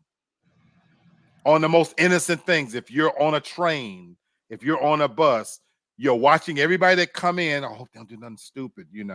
It's a lot. This is I, why though I live alone and I covet being at home. It's a Saturday night. I'm fine being at home. I'm not out there in it. Go ahead, Tasha. I'm sorry. I'll let you into like a little secret. For me, one thing that I learned from, like my dad, he was very adamant, like in me protecting myself. So anytime like which is why for me, like anytime I'm around like a group of men or whatever, Mhm. if you notice, I always position myself around the man that I can always hit him in his dick. Always. No matter what happens, I'm gonna hit you in your dick. So like if you grab me, I'm in that position to where you're gonna get kicked or punched or even like it's unassuming. You may not think I'm gonna make you think that it's all gravy and everything. You may think it's a light touch. I'm gonna grab your dick, I'm gonna squeeze it, and I'm gonna run. Okay, I'm gonna hurt you. So that's what I'm always You aiming know what's for. crazy about Always. that? My mother taught my sisters them that Yes. where to hit a man. I'm That's gonna hit you. crazy. Hell yeah. That's Boom, right crazy. there. Yep. That's but so question real quick. Do you think parents are teaching women that nowadays?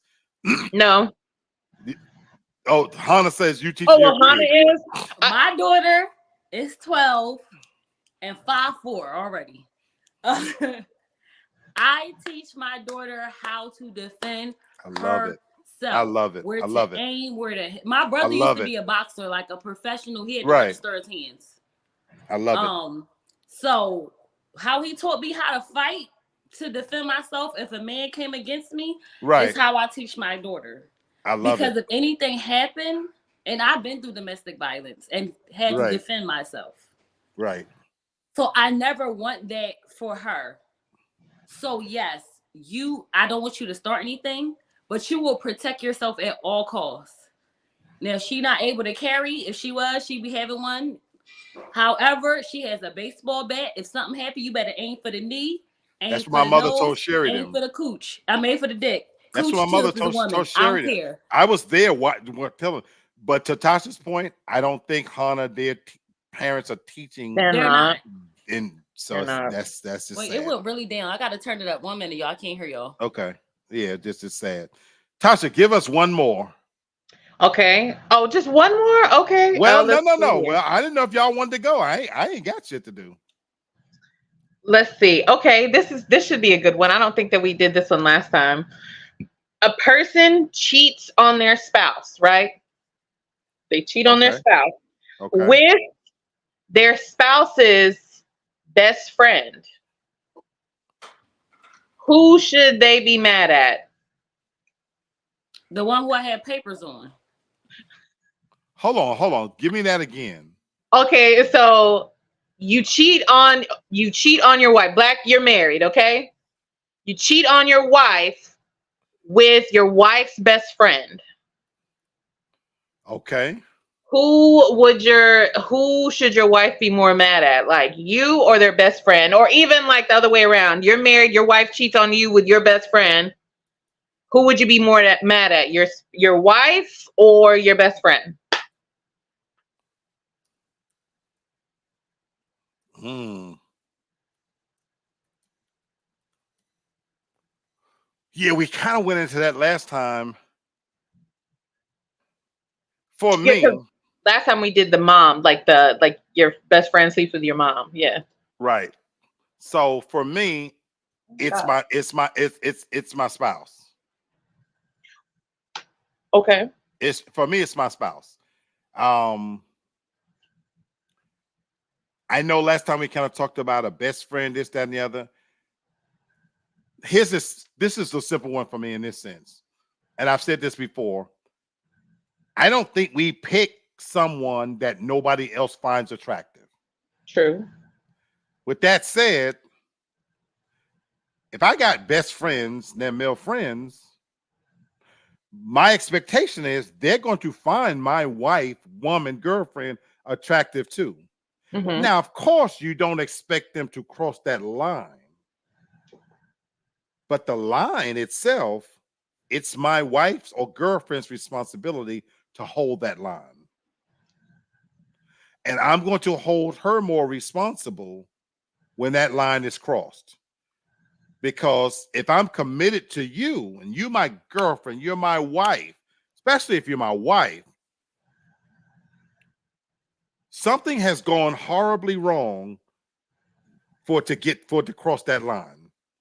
And of course, I'm gonna be angry with my best friend, but I'm more angry with her. For me, because we joke about, oh, I tripped and fell on some dick. No. There was a series of things that had to happen short of him raping you that it led to you guys fucking. Where were you at? Why were you alone? Why didn't you leave? What was said? There's too many factors in their questions I got for you that before I even get to my best friend, that friendship is over clearly, but I'm saying, Craig says my wife for sure. You feel different, McMac? So I want here's my thought process. Yes, like immediately, yes, I'm upset with my spouse, but then also my thought process behind it is, but my best friend went through with it. My best friend decided to still they didn't shut it down either. They still felt like it was okay to betray me as well. And you didn't even have the decency to, like, not only did you not shut it down, you didn't even call me and tell me. So to me, that's a hard one. Both relationships, to me though, both of those relationships is over. It's done. But I'm with you, it's interesting that for me it's the spouse that has more of the blame. I don't know if you guys heard the question. I Heard it. Okay, so who would you blame more? Ooh, we asking a married couple, so this is really, really good. So this is question. I'm going to answer it 100% honest. I had a friend. She was not my best friend, but when I say we were close, we knew each other since we were 6 years old. Mm-hmm. She slept with my ex-husband. I found out later down the line. Mm-hmm. Yes, I did go fight her. Because the loyalty for us knowing each other for so long. Mm-hmm. I was pissed at him. I left him. But I was mad because if we're married, we got papers on each other. Mm-hmm. Why are we cheating? But why do you have to cheat that close? Okay. All this cooch in the world. Mm-hmm. Why you have to go there? And I felt like if you're my best friend, you know probably more than my parents know. Mm-hmm. Because you tell your best friend more than you probably tell your parents. Agreed. Anything. Agreed. So you know me as a person. You probably saw me and helped me fight in the past if we ever fought. So you know me as a person. The fact that you went and decided to spread eagle and open them legs like 7-Eleven to someone who I vowed to be with for the rest of my life, and you just said, F you, F me knowing your mom, your friends, your family, your cousins, everybody, family reunions, I'm going to pop that pussy for him. Yes, I am mad at both. I pissed at my husband because you vowed me. But for you, who's the bigger betrayal? It sounds like you saying it's from the friend. Would be no, actually, even though I'm that angry, it will be from my spouse. Okay. Because we vowed, we are friends by choice. We literally signed papers saying this is for us no matter what. And you decided to take your dick elsewhere. I feel you. Craig says, question for the women: when a woman catch her man cheating, why do women go after the woman instead of the man? I go after both. The man first, the woman second. But I know what he's saying. A lot of times, even though the woman is angry initially, she end up ultimately, a lot of times, staying with the man and the friend. They're not in love with the woman. And a woman's love, too. If you're in love with a man, it's blindsided. Some women are But blindsided, which is crazy because that woman ain't do nothing to you. so then why be extra angry with the woman? You bit they don't attack the woman instead of attacking the man. So when I on the past, I never attacked the woman. I went off on him, not Okay. you, but but when I got cheated in my last marriage, I actually was yelled at by women. I don't go through phones. I'm not your mother. I don't pay your phone bill. I'm not going through your phone. That's just my. Each woman is own. I'm not that. Right. I'm not going through your phone. I don't have to. But when a woman has called me, they're mad at me like I wasn't the wife, which is weird because I'm not mad at you. You should be mad at him. I'm never attacking a woman, but my friend I did because you know me. But as a woman, you have no loyalty to me. He might have told you that he was single. I doubt he told you the truth. Now, disrespectful, if you know he's married and you like, yeah, I did your husband, then yeah, you have a right to go after that person because you being disrespectful to me as a person. I got a side question after Bert goes on that, but Bert, I'm gonna let you go. Because I want to answer that other question that Craig asked. Okay. So yeah, Bert, go ahead, Bert. Yeah. So who would you be more angry with, your spouse or the best friend that betrays you? To tell you the truth, it would be both. But if you had to pick one, who gets more blame? I'm crazy. They are one. No, they're not one. You have they to are pick. One. They Wow. stuck together. They became one. So wow. Both. Wow. That's the way I'm. Wow. I'm allowing that answer. Go ahead. I can't separate it. I'm allowing that answer. Y'all both know better. Oh, you know me as the homie and all that, and then you the wife, and I made these vows to you in the whole nine. No, it's I'm white hot. I'm allowing that answer because you're putting them on even playing field. Why are you turning red? Oh yeah, it's a red. No, he's literally turning. Why are you turning red? It's a red. I'm not they crazy. call me Bert, red for a reason. Bert having a flashback. No, you are. Well, his complexion is letting you know just red. How serious that shit is. Why are you this angry? That's what it is. Like I can't. I'm being genuine. I wouldn't be able to separate the two. Okay. It's like they merged together. You already merged together by sleeping with each other, but I'm just looking at y'all as one, and it's going to be it'll be hard for me to not to say, well, it was more your fault than it was her fault or vice versa. I couldn't do it. I'm like, it's both of y'all because y'all both should have known better. If it was me, would it be my fault? Yep. Okay. Tasha, I said the same thing. Like as Bert. Like to me, I can't. That's the same. But to answer Craig's question, I think it's just more just for some women they get mad at the woman because they know that they're gonna end up staying with that man anyway.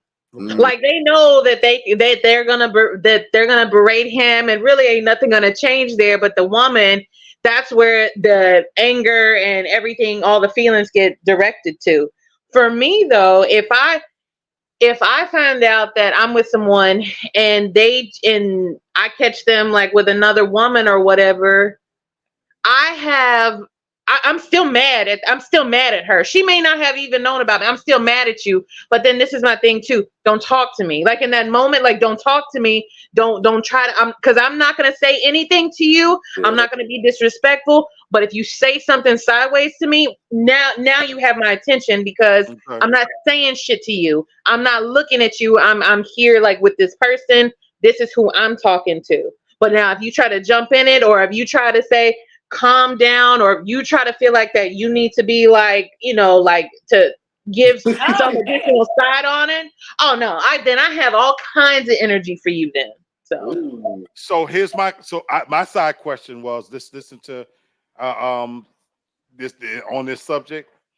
Would you have even if it's not a best friend, would you have a close enough friend, male or female? So this for me and Bert. This would be male friends, and for you guys who you'd be female friends. Could you have a close friendship with someone that crosses those lines? Imagine if you had a female friend that y'all cool, but you know she does fuck other people's husbands. She hasn't done it to you, but you know she does that. And then for Bert, one of your boys that you know that's his thing. That you know, well, you know, shit. If the bitch let me in, I will knock it down. Could that be your boy? Could you have a close friend that you know does cross those lines? Nope. Because at some point you gonna try to cross that line with me. Okay. At some point you're gonna try to cross that line with me. And I've been in that situation twice. Mm, And I'm not friends with either one of them bitches anymore. mm, Mm, mm, mm. mm. Whew. Wow. Oh, okay. Okay, Hannah. Whew. Ooh. I know it was a real question Tasha, before you answer because I know people right now that will sit up and tell you she's a that bitch is they won't call a friend a hoe, but oh yeah, she fuck she always, but they're friends with her. So go ahead, Hannah. that friend of mine, who I told y'all about, we are no longer friends now, slept with 3 of the people in our circle's men. And by not thinking, being young and dumb, not thinking she would see me, she did. I got you. So I got you. therefore, in my adult life now, Right. absolutely not. Wisdom, age and wisdom. Absolutely not. If you sleeping with everybody else, man, That's you why I asked. the legs to mine. Even if he say no, I'm not giving you the chance to flash that cooch to him. No. That's why I asked that question. Now, They have movies. I watched movies about this. Immature me. But about, oh, we could Gotcha. be cool. Oh, that's my friend. No, you Right. ain't you friends Right. with yourself and Because you know what they say, you're supposed to accept your friend, warts and all, right? You know, Tasha not said when no. that coochie open like 7-Eleven. Let- But I'm saying that's what they say. Don't That trust. that real friendship, you're supposed to accept that person with all their faults. That's why I say, go ahead, Bert. Don't trust them. Yeah, man. That's a rough one. I probably more than likely it would be hard for me to let them around my wife. You know what I'm saying? And if they were, man, it's a close eye. I'm not leaving you by yourself. None of that, man. Like see that's crazy because of the fact that if I can't be comfortable with my homie around, or if I can't step away, are you really my homie? Because I got to be able to trust you. I got to be able to trust you. And even though if you're saying like, yo, you would never cross the line with me, I don't believe that. I don't believe that. I got my men chiming in. I'm with you. Snitching. I'm with you. I got my men chiming in. Craig says I could not be friends with a guy who cheats because at some point he's going to try to get me caught up in his mess, lying for him, covering for him, etc. So that's a whole nother ball game. That's true. Terrence says, hell no, I couldn't be friends with that person. So I have a caveat. Okay. Let me just say this. I'm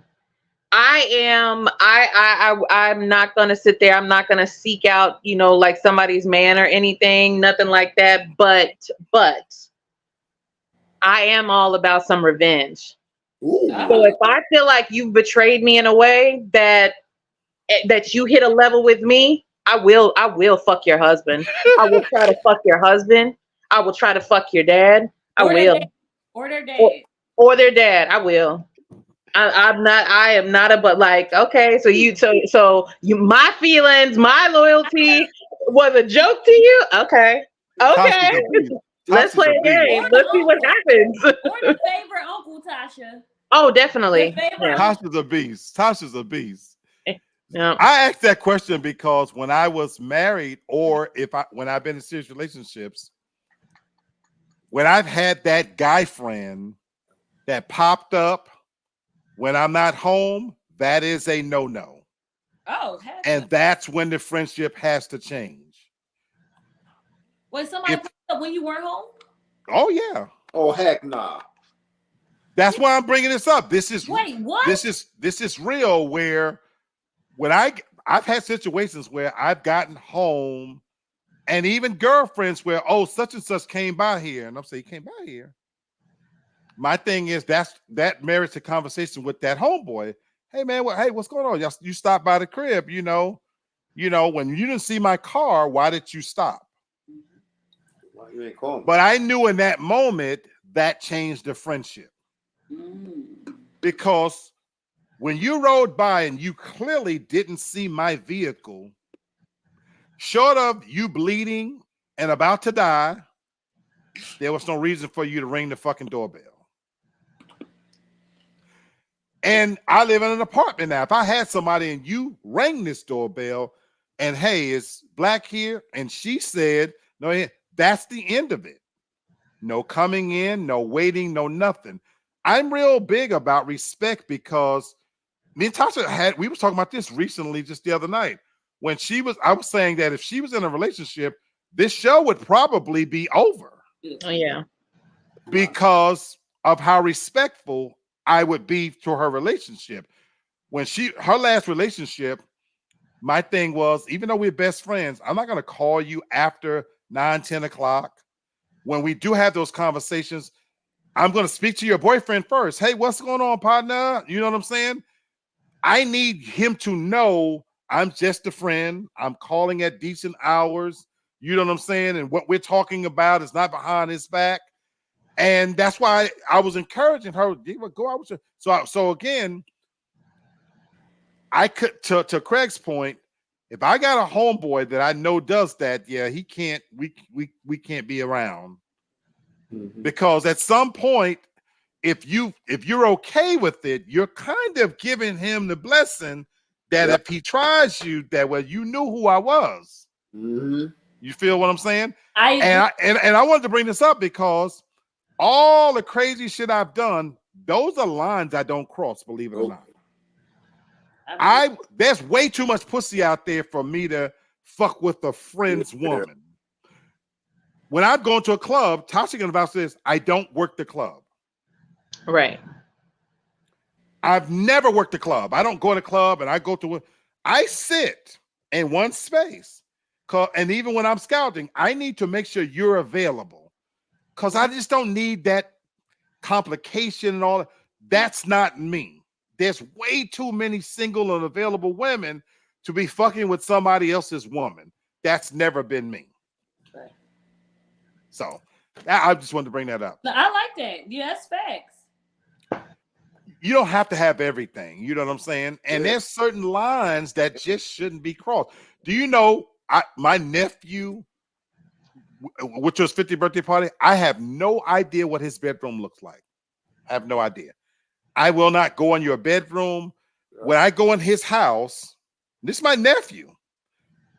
I go to the table. I sit. I'm that same spot. I don't wander around. I don't venture through. If I visited you two and Bert, you're cooking something, hon, and Bert says, I got to run to the store, I'm going with Bert. You're not leaving me alone. It's not that I think about it. I'm not going to even put myself in a position to where the look of it could look wrong. You don't want to give the appearance. I'm just not going to never do it.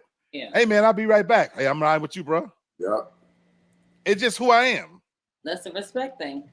It's a line that just shouldn't be crossed, So anyway, good question, Tasha. Respect. That was a good question. That's actually very, very good.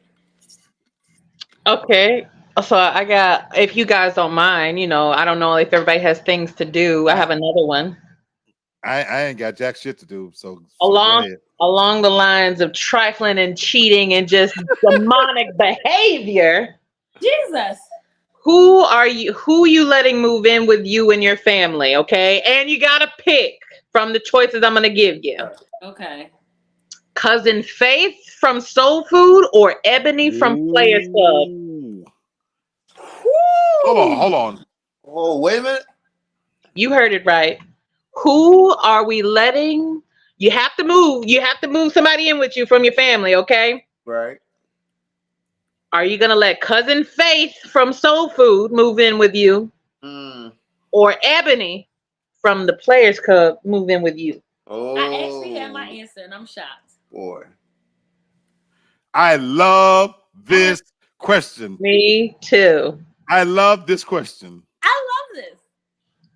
I have my answer, and I'm I go, please. Oh, I hate both these hoes. So much. So much. I hate both them I'm bitches. gonna tell you why. Me as a person, I'm going by me as a person. I would rather who I'm them say this. I would rather Faith than Ebony. I'm gonna tell you why. I gotta know why. Yeah. Candace, I'ma tell you welcome, why. Candace. Candace says Faith too. Hey, But go ahead. You. I'm gonna tell you why. Miles cheated because Terry was wrapped up in everything but Miles. Everything but Miles. Ebony slept with him after her cousin gave her all the opportunity, everything, and the last thing you decided to do was pop that coochie for a real man, for a bum man. I would choose Faith because I know who I am as a spouse, and I know how I handle my household. So I will support if you decide to stop doing what you're doing. I probably be a little iffy because we need the money, but I will still support you because I know the type of man and vision you have, and I know you wouldn't do nothing to lead us astray.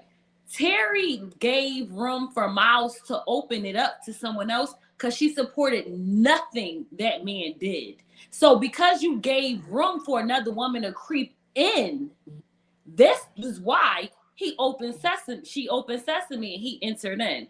So because the type of woman I am, and I hate them both, I would rather Faith than Ebony because Ebony just didn't care with the opportunity she was presented. She was going to do whatever.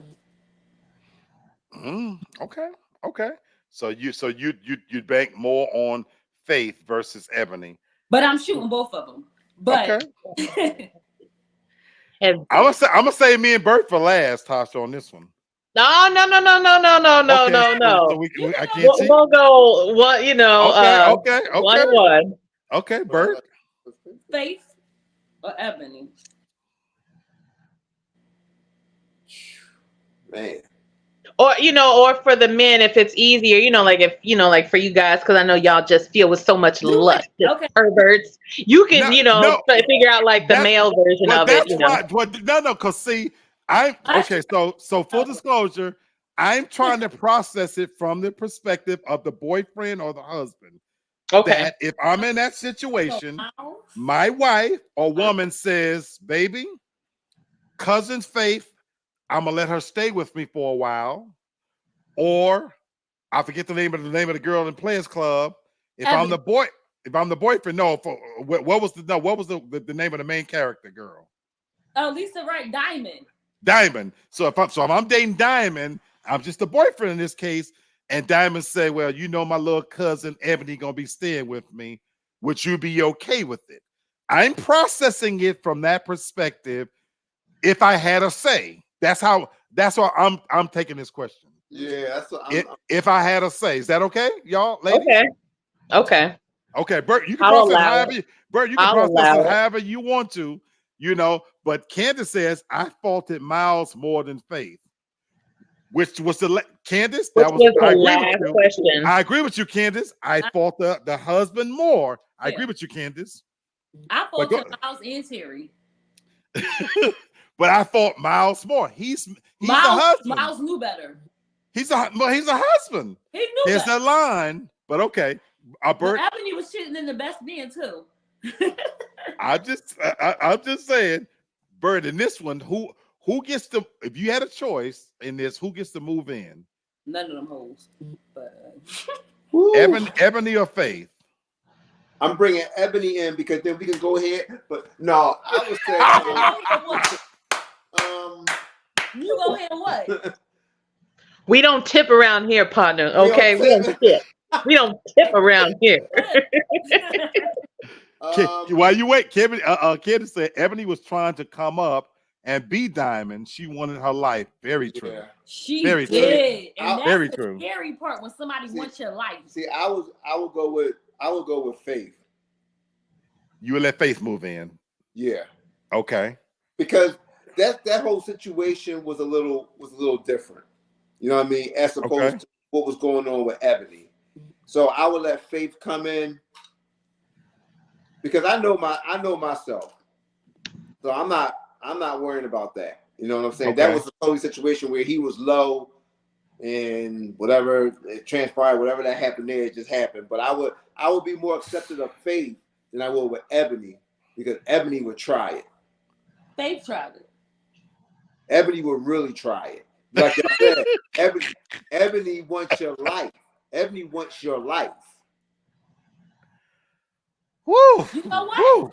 I'm glad I get to go last. Miles go to Faith. Huh? Wasn't she dancing and he was? Wasn't he? Then Miles go right. to Faith. I think he went over to her and kissed her. I don't know if it happened like that. It was just that moment where they kind of connected. Where they kind of connected, yeah. Remember, she felt bad afterwards. Because remember, afterwards, she was just like, I was like, oh, man. That's the worst. Right. Felt bad. She was now, to your point, Hannah, he was clearly being sex star. Well, I'm taking that sex star, getting the attention, which is no excuse now. No excuse, because I still kill you. But that's where I'm going to go in a little bit. But okay. So we got two people choosing Faith. Who for you, Tasha, who is it? For me, none of them bitches moving in. But if I had to pick, I would also, for those reasons, I would allow Faith to move in. I would. Okay. For the same reasons, Ebony from the jump was making googly eyes when she first walked through the door. From the first day, she was making them stupid eyes at him, and I don't know how it was missed or if it was overlooked, if it was just, like you just assumed that she would never, but you could tell like there was that hatred, that jealousy there. Yeah. Okay. So, but now, I do have an interesting like little side tale about that. Long time ago, in a galaxy far away, I temporarily stayed with a cousin of mine, and I mean, like, this was like years ago. I asked her, it was her and her boyfriend that were living together. I asked her if I could, just stay with her, just for like a week or whatever until like our dorms opened back up. I was never gonna be there anyway because I was in the streets. Okay, I was outside. Okay, and everything was fine. But so she was pregnant and then like her boyfriend, his brothers, his cousins are always over there. Her friends started hanging out, and I didn't know really anybody. I just knew my cousin. And so one night it was like, I don't know, like after midnight, I was sleeping on the couch. She came and she woke me up and she said, "Hey, will you go with," I cannot remember his name, "will you go with him to Burger King to get me something to eat?" Number one, why do I have to go? Yeah. Right. Number one, why do I have to go? But I was like you want? And I asked her, I said, do I really need to go? And she's like, "Yeah, can you go with him?" I was like, "Okay." So we went. And if anybody knows any restaurants about Memphis, if you go anywhere after midnight, you're sitting in the drive-thru for forever. You're sitting there after you order your food. You're sitting there. Correct. We were sitting there in that drive-thru for like 45 minutes. Came back. He gave her the food. I didn't pick up on anything weird because I was asleep in the passenger seat with my feet up on the dashboard. I was asleep. So I came back in, went and got back on the couch. It wasn't until the next day that she asked me, like, he had gone to work and everything, that she asked me like if anything had happened. And I was like, "What are you talking about?" Like, I had no idea what she was talking about. But her friends had been over. Her baby dad, he pulled me to the side and he said, "Hey, her friends told her that you and I did something." The fuck? How would we have done anything? You told me to go with you. Right. How would we have done anything? So from that day forward, I learned very quickly, just don't not to put myself in that situation again, and also don't fuck with her anymore because she's weird. So Tasha, she was the reason. Why did she? That was the reason. Why did she ask you though? She woke me up off the couch, and what's the craziest part about it? His brother was there, and his cousins were there too. I'm the gonna three answer of us that. were all I'm gonna sleeping answer in the that. living room. The only thing that as Candace said, that's weird. It was a test. Weird. Yeah. Thank you. It was a That's test. the only thing, Tasha, that makes sense. It was a test. It was a test. And because y'all took so long, now whatever little seeds of doubt was there, it grew. But that's the only thing that makes sense. I'm gonna wake up my cousin, wake her up and go with them because I want to see what would he do. But like you said, the fact that it took so long, and then her friends added to that, they was going for how long? This, that, and the other. That's the only thing that makes sense. But I want to answer. But I want to answer this question about the soul food question. For me, I would let Ebony move in. I would Ebony move in, not for the reasons you think. Under those circumstances, Ebony would be less tempting for me, to be perfectly honest with you. I have a simple motto that you don't shit where you eat. Ebony, it would be just a fuck if I did it. If I crossed that line, she would be just a fuck. She's a fuck that I can get anywhere. I can go to Church's Chicken and get that pussy. Plus, as ratchet as she is, I know her agenda and I can see her coming a mile away because we all agree she was from the gate. Disrespectful, this, that, and the other. I question why you let her be here. But my thing is, she's the kind of chick that if I was in that situation, I'm staring so far away from her because going back to the example I gave, you let her move in. You know what I'm telling my woman on the side at night? Why you let this freak bitch move in here? Now you know she's trying to fuck me. I'm telling her that. And I'm avoiding her at all costs because that is a bitch that I just gave an example. I'm not even going to be in a house alone with her. I'm telling my woman, don't leave. When you leave, she needs to leave. Now, you know, I come over here on this night, that night, when I spend the night. Look, I don't want to be caught in no shit. You letting her stay here, but that bitch is trouble. The bigger danger for me would be Faith, especially under that circumstances. If my marriage is already fractured, I'm already feeling neglected in some way. Faith and him formed a genuine attraction that led to infidelity. And that is a bigger danger that I wouldn't want to put myself in, because what starts out as cool cousins, we already cool, she's attractive, we have a reason to kind of connect, the music thing. And again, women don't want to hear this. A lot of times it's not as planned as you would think. I just woke up today and I'm going to fuck somebody. It doesn't always happen that way. It is a series of from A to B to C to D that you let it fester, you let yourself be in situations. The bigger danger for me in this instance would be Faith. And I wouldn't be as tempted with Ebony, because even if she turned me on, I'm not going to shit where I eat. And I could go get that level and quality of pussy on the street. Oh. That's the plain truth. This bitch didn't have nothing. She wasn't about shit. She wanted my girl's life. Showing up in the kitchen with a drawers. The most we could do a real on the corner, suck this dick, don't tell nobody. But anyway. See, don't suck this dick in that piano way. I was just saying, easy. Because then it would be your word against mine. You know.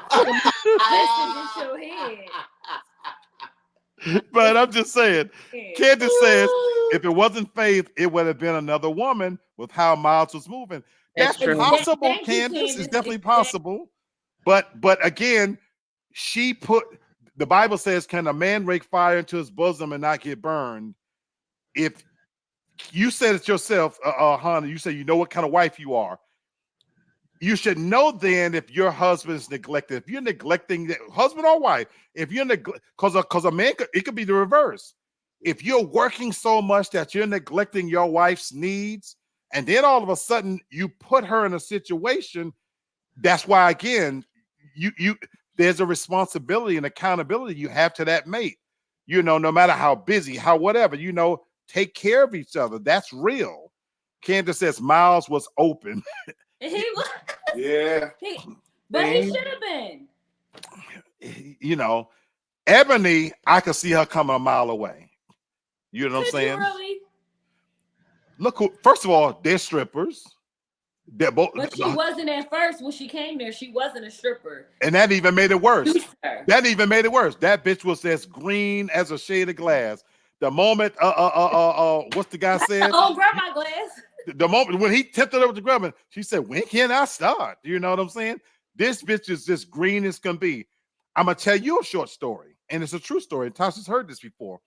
The last time I worked in an office, there was a young girl who worked in the office with me. She did everything in her power to give that pussy away. Tasha knows this story. Mhm. She was beautiful. She was so attractive that we as older men in the office was thinking she don't even know what she got. This was her first real job working with real. She was so anxious to have sex, she was throwing it at you. And the funny thing happened amongst us men is that we were kind of like, no, she too thirsty.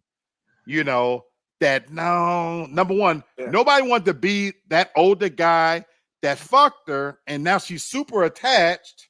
Yeah. And you work with this person. So when I use that expression, you don't shit where you eat. Yes.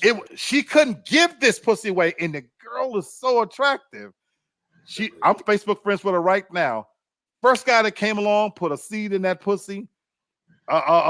She's single right now. Trust and believe, I wanted some of that pussy. Candace, you know who it is, but I'm not gonna say the name. Candace, not. I wanted some of that pussy with every fiber of my being, and I would look at her and walk past, and I would think, ooh, Lord, Lord, Lord. She had an ass that you could bounce a quarter off. Her ass was as tight as a 10-year-old boy, but I couldn't do nothing with it. But I'm like, I can't do nothing with this. No Diddy. Oh. But he's looking to be swallowed like Diddy. Do you hear me? Okay. So then Candace, do you know who I'm talking about? Light skin, young. She was me, T. Scott, No names. DJ. No, I'm naming the men names. You still all of naming us it. discussed this as men, and we was thinking, because again, she would be popping up in your face, wanting you to do, and we're like, nah. Well, Freddie, where you going? You going home right now? Like, you know? And we're like, all of us, Candace, all of the men in that office knew, and we all said the same, because we were thinking that somebody gonna knock her down, but she was like, no. So when I said to you on this example, you could see Ebony coming. She's trouble, and if you smart, all pussy ain't good pussy. So I would not let Ebony, I would not let Faith move in. It would be a bigger temptation because I can see Ebony coming a mile away, and I'm gonna steer clear of that. Believe it or not. And nobody love ghetto bitches like I love ghetto bitches, but in this instance, I would let her move in. So then for the men, that example makes sense actually. So for the men, would y'all would you let, if a friend of yours came to you, just in general, let me ask this first and then I'll, put my extra on there. If one of your guy friends came to you and asked you, like, could they crash with you and your family for a few weeks, would you even allow them to do that? Just yes or no? If it's a good friend, yes. Good friend. Okay. So no worries. Our last question that we had, if this is a friend that likes to sleep with married or attached women, would you let that person stay with you? Not that, so he couldn't be that friend. If it's just a good friend, yes. But not that friend. No, not that friend. Because Tasha want to see me turn red. Question: why are you so angry, sir? He on my ear sighing, grabbing my thigh. No, Tasha. Bert is on some next level shit. Like, hell no. He stay with here. No. Okay. No. Just a friend. Yeah, if I, because again, I would talk it over with my woman and be like, you know what? Look, you got, but now here's the thing. That's where again those rules would come into play. Right. Like, if I worked in an office, okay, when I leave, bro, you gotta leave. You got to go. you got to go, So let's lay the rules down, because again, you got me all the way fucked up if you think I'm heading out the door at 8 o'clock and your ass still gonna be laying around here, Right? While I'm gone. No, we're not Even, having that.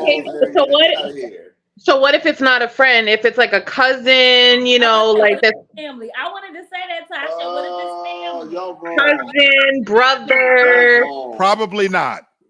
It would have to be a good friend that I know and trust enough. Now, if it's a cousin that I trust, and then okay, to your example, if I had a cousin that was moving from New York to the South and they try to get their stuff together, yeah. If I had a woman, yeah. But again, I would have already discussed this with my woman.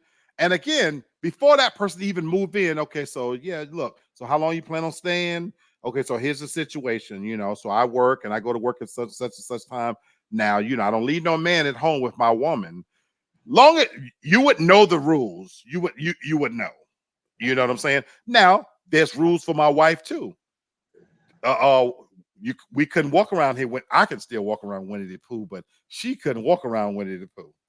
I'm walking around Winnie the Pooh no matter motherfucking what.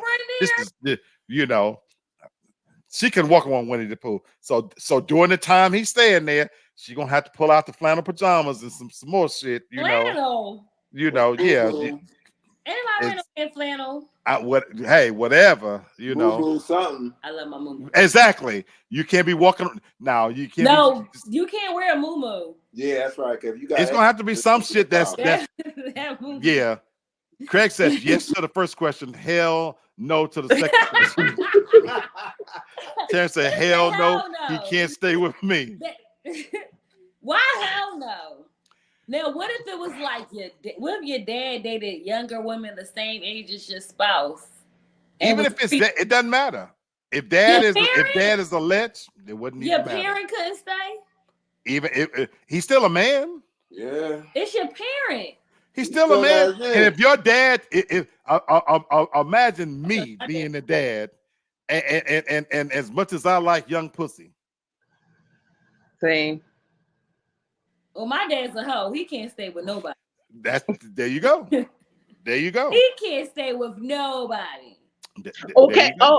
Okay. So then I got another. So that makes me think of something else. Then what? Okay, Black, you and I are best friends, right? Mm-hmm. So let's say I was married, right? Okay. And you came to me and you said, Tasha, I really need somewhere to stay while I'm in transition. Would you allow, if your significant other has a best friend that's of the opposite sex, would you allow them to stay in your house? Ooh, that's a hard one. Hard one. I have a male best friend. That's Can he stay? Yeah, but he don't put his business out there. Bert's turning colors already. I don't ask Bert nothing else. My assumption would be yes because my wife would already know you're my best friend, know you've been there, and again because you're respectful, my assumption would be yes. We would talk it over, and I would think yes. For me, it would be yes because of the particulars. No, it's not the particulars. Yes or no? Like I said, could my male best friend stay? Like I said, you heard what I said. 10 toes. So yeah. Craig said, it's a hell no because he can't be trusted. It's certain things that gotta go into the situation for me to go to be accepted. Could he stay here? I said yes. But Candace says, my bestie is Lamar. He stayed with me before. I was single. I don't think Kennard would have an issue. So there you go. If you trust the person, you know what I'm saying? And right. Your husband knows him. And again, me knowing a little bit I know about Lamar, he would be respectful and all that stuff. Yeah. But it can't be that friend that gonna be coming out the bathroom with his dick out. You know what I'm saying? Also, my male best friend knew the hell I went through. He really likes and respects Bert. Damn, Terrence says that ninja can't stay with me either. Terrence like, damn hell no. Terrence like, fuck now, that. You on your own. What if their best friend like dick too? Hold on, say that again. Hold on, what? be political, but I can't say. Hold on, say that again. I missed it. Hold on, I What if missed it. her male best friend like dick too? Could they stay? Hold on, wait a minute. I'm trying to process that. If the best friend is gay, that's what she's saying. If the best friend is gay, Oh, sorry. Both The friend, the friend who liked the dick is my friend. is my friend. Could they stay? Like, if your wife had a gay best friend, would you allow him to stay? Oh, that wouldn't matter to me. Why? Because again, I like pussy. So bitch you ain't gonna be wandering around like Winnie the Pooh then either. no, I would not go Winnie the Pooh. No, I couldn't. I couldn't go Winnie the Pooh. But Let Winnie the Pooh.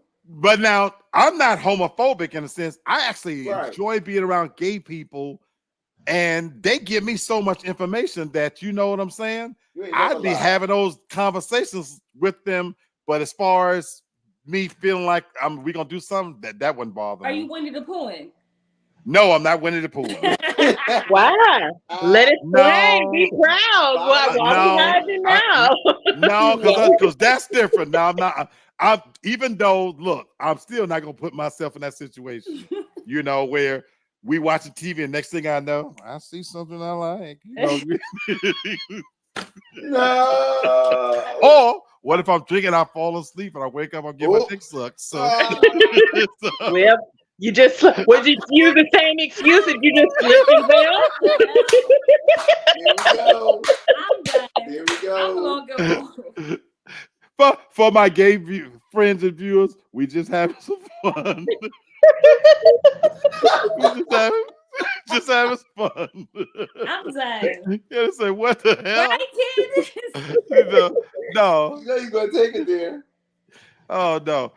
Oh, what was that? A few months ago, my gay friend, he stayed over, but I didn't have to lock the door or nothing. Again, thank God I ain't his type. Now, That's true, though. Now, if I walked in the living room and he was watching a certain and he gave me that look, then I'm going in there and I'm locking my door. I'm just kidding.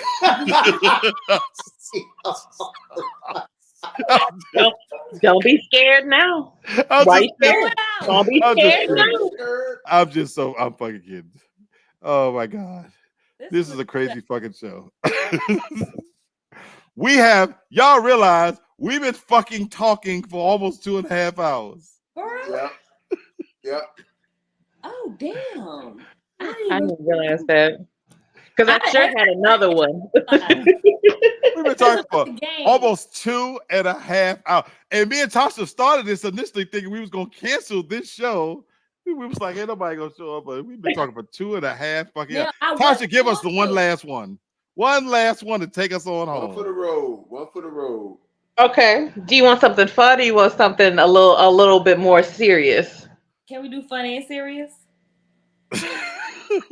Okay, this might be funny and serious. This question, it might, because we just never know where we're gonna go. Who is a better actor? Oh. Or do you want to say who has? Okay, I'm not even gonna give you the options yet. I'm gonna give you the chance to choose the question. Do you want to go with which one is a better scene on screen between couples, or do you want to do the better actor question?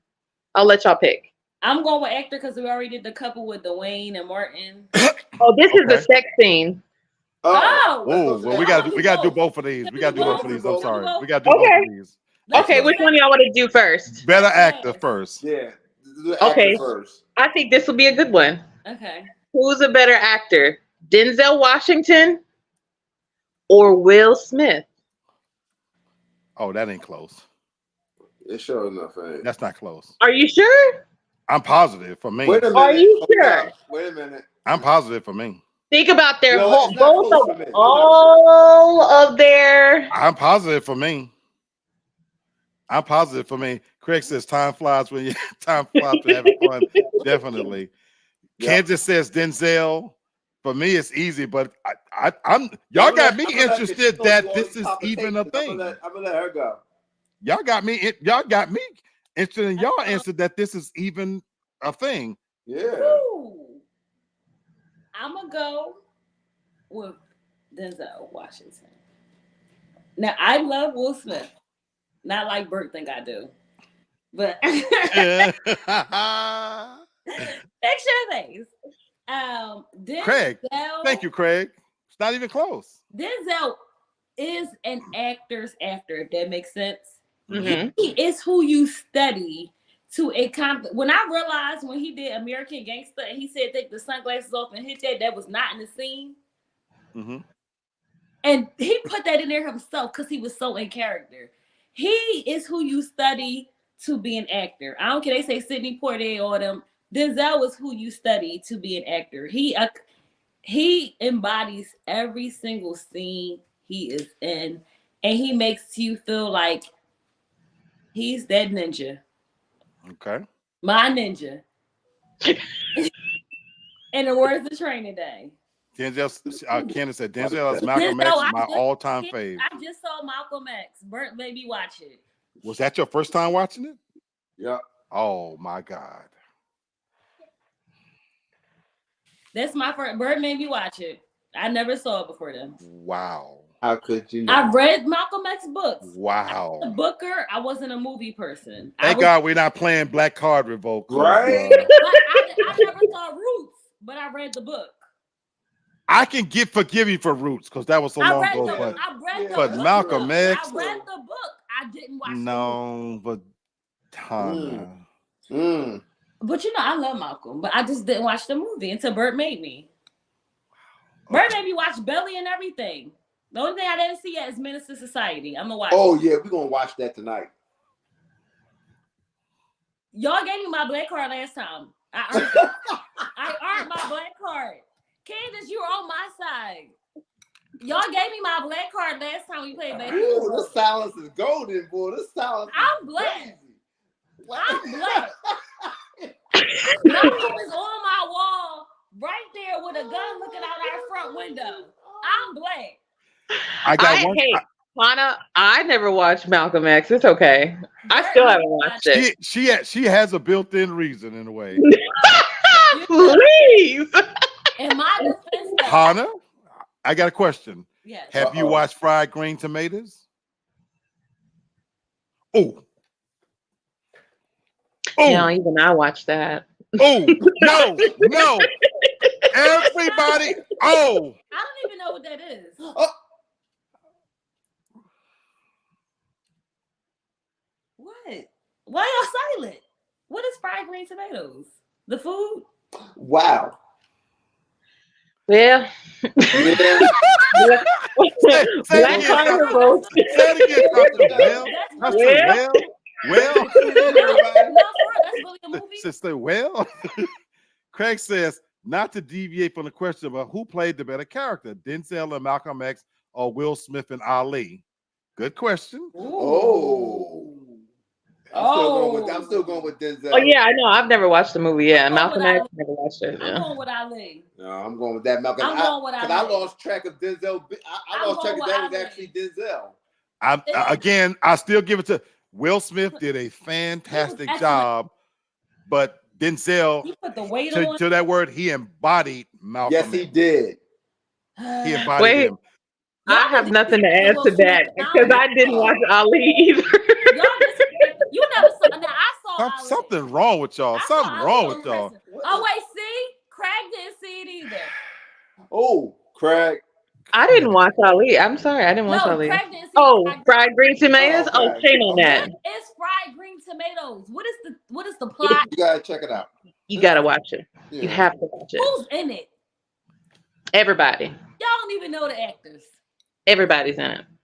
Gina Davis. Yeah. Shirley MacLaine. Yeah. Okay, I know Gina Davis.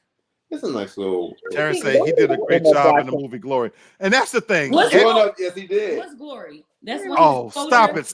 No, Just stop. Yeah. I saw that. Okay. I didn't know the name, but I saw it. Okay. Denzel Washington. I like Denzel Washington has never made a bad movie when it comes to acting. Nope. In my opinion.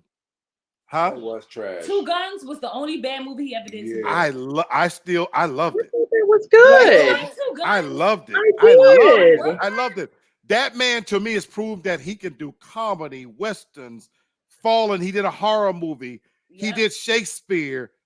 There is nothing he can't do. Okay, now wait a minute. I'm gonna challenge you on that because you did not like Denzel's movie. That came out with who was that? Jared Leto in it. You did not like that. That's why I was careful to say what I said. I said acting. Yeah.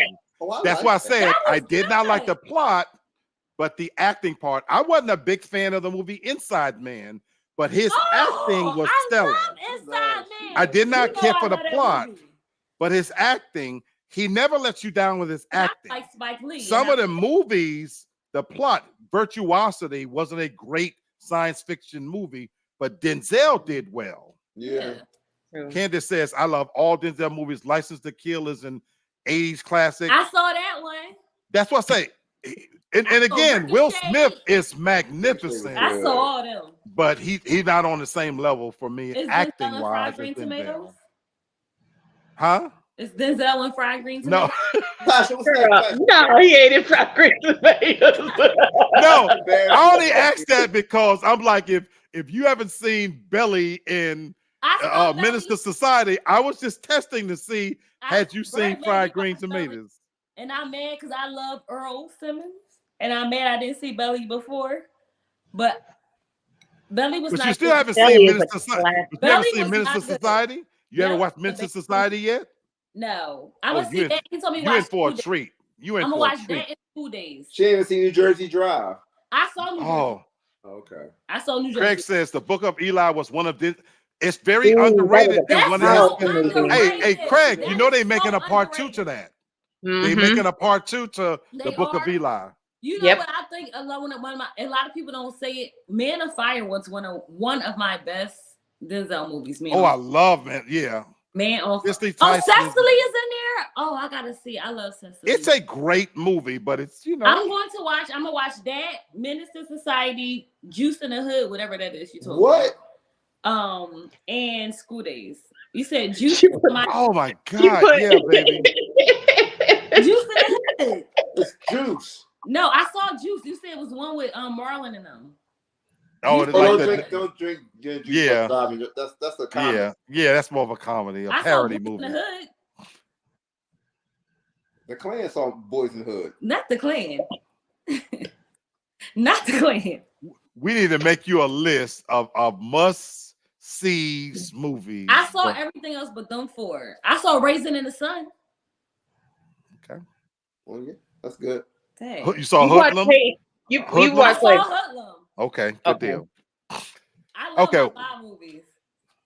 Tasha, what's our last question about a sex scene? Question. This will be interesting. Which one is a better scene on screen? Jody and Yvette in Baby Boy, or Keisha and Tommy in Belly? Hold on, I'm trying to type in there. Jody and Yvette in Baby Boy, or Keisha and Tommy in Belly. So are we talking sex scene? Yeah, we can go with the sex scene. Okay. Baby Boy, and what was the name of the characters from Keisha and Tommy? Keisha and Tommy. Okay. Ooh, okay. Do y'all remember do you remember the scene? I do. Okay. I remember. I recently saw Belly, so I actually remember. I'm going with Belly. I'm going because Tyrese was so corny, Baby Boy. Maybe that's why it's it for me. He was tearing a cooch out the box. But to me, it was just something about. I like Thug Love. 10 out the frame. Candace says Jody and Yvette. I didn't really like Belly. I only watched it once. Wow, Candace. I love Belly. Wasn't good to me. I like Belly. Terry said Training Day is another great acting job. Absolute Training Day is.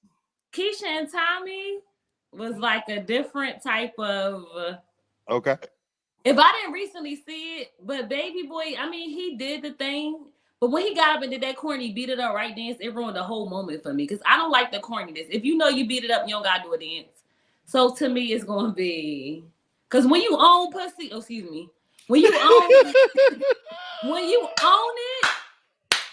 own it, you don't gotta dance. You know what you know. You ain't gotta dance. You ain't gotta be your own hype man because But that I'm plays your into hype how man. he was. I don't care. in That's Baby true. Boy. When you do that, you no matter how much you beat it up, if you do that, I don't even want it the next time because you corny for that. I don't like the corniness. I need your confidence to know you beat it up and you ain't got to dance because I'm going to make you food after this second. Woo. When I wake up, because I'm probably going to be asleep. But when I wake up, we going to eat. Craig says Jody and Yvette was angry makeup sex. There's nothing better than angry makeup sex. Bert, which scene for you was better? You gonna say baby? Men and women might see this different. I know he do, cause he cocky. I don't know why she called it corny. He cocky. I just love it on Baby Boy because it just how the way the whole thing went. You know what I'm saying? I know. He's so cocky. He had to do the beat up dance. I ain't mad at you, young brother. I ain't mad at you. To ride you up. Okay. What we got a 1 and 1. Who you got, Tasha? Keisha and Tommy, because there's a difference between sex and fucking, and I want to be fucked. I want to be fucked. Sex is good. I want to be fucked. It don't get no plainer than that. No, it don't. Can I ask a side question? Okay. Y'all saw Never Die Alone with DMX?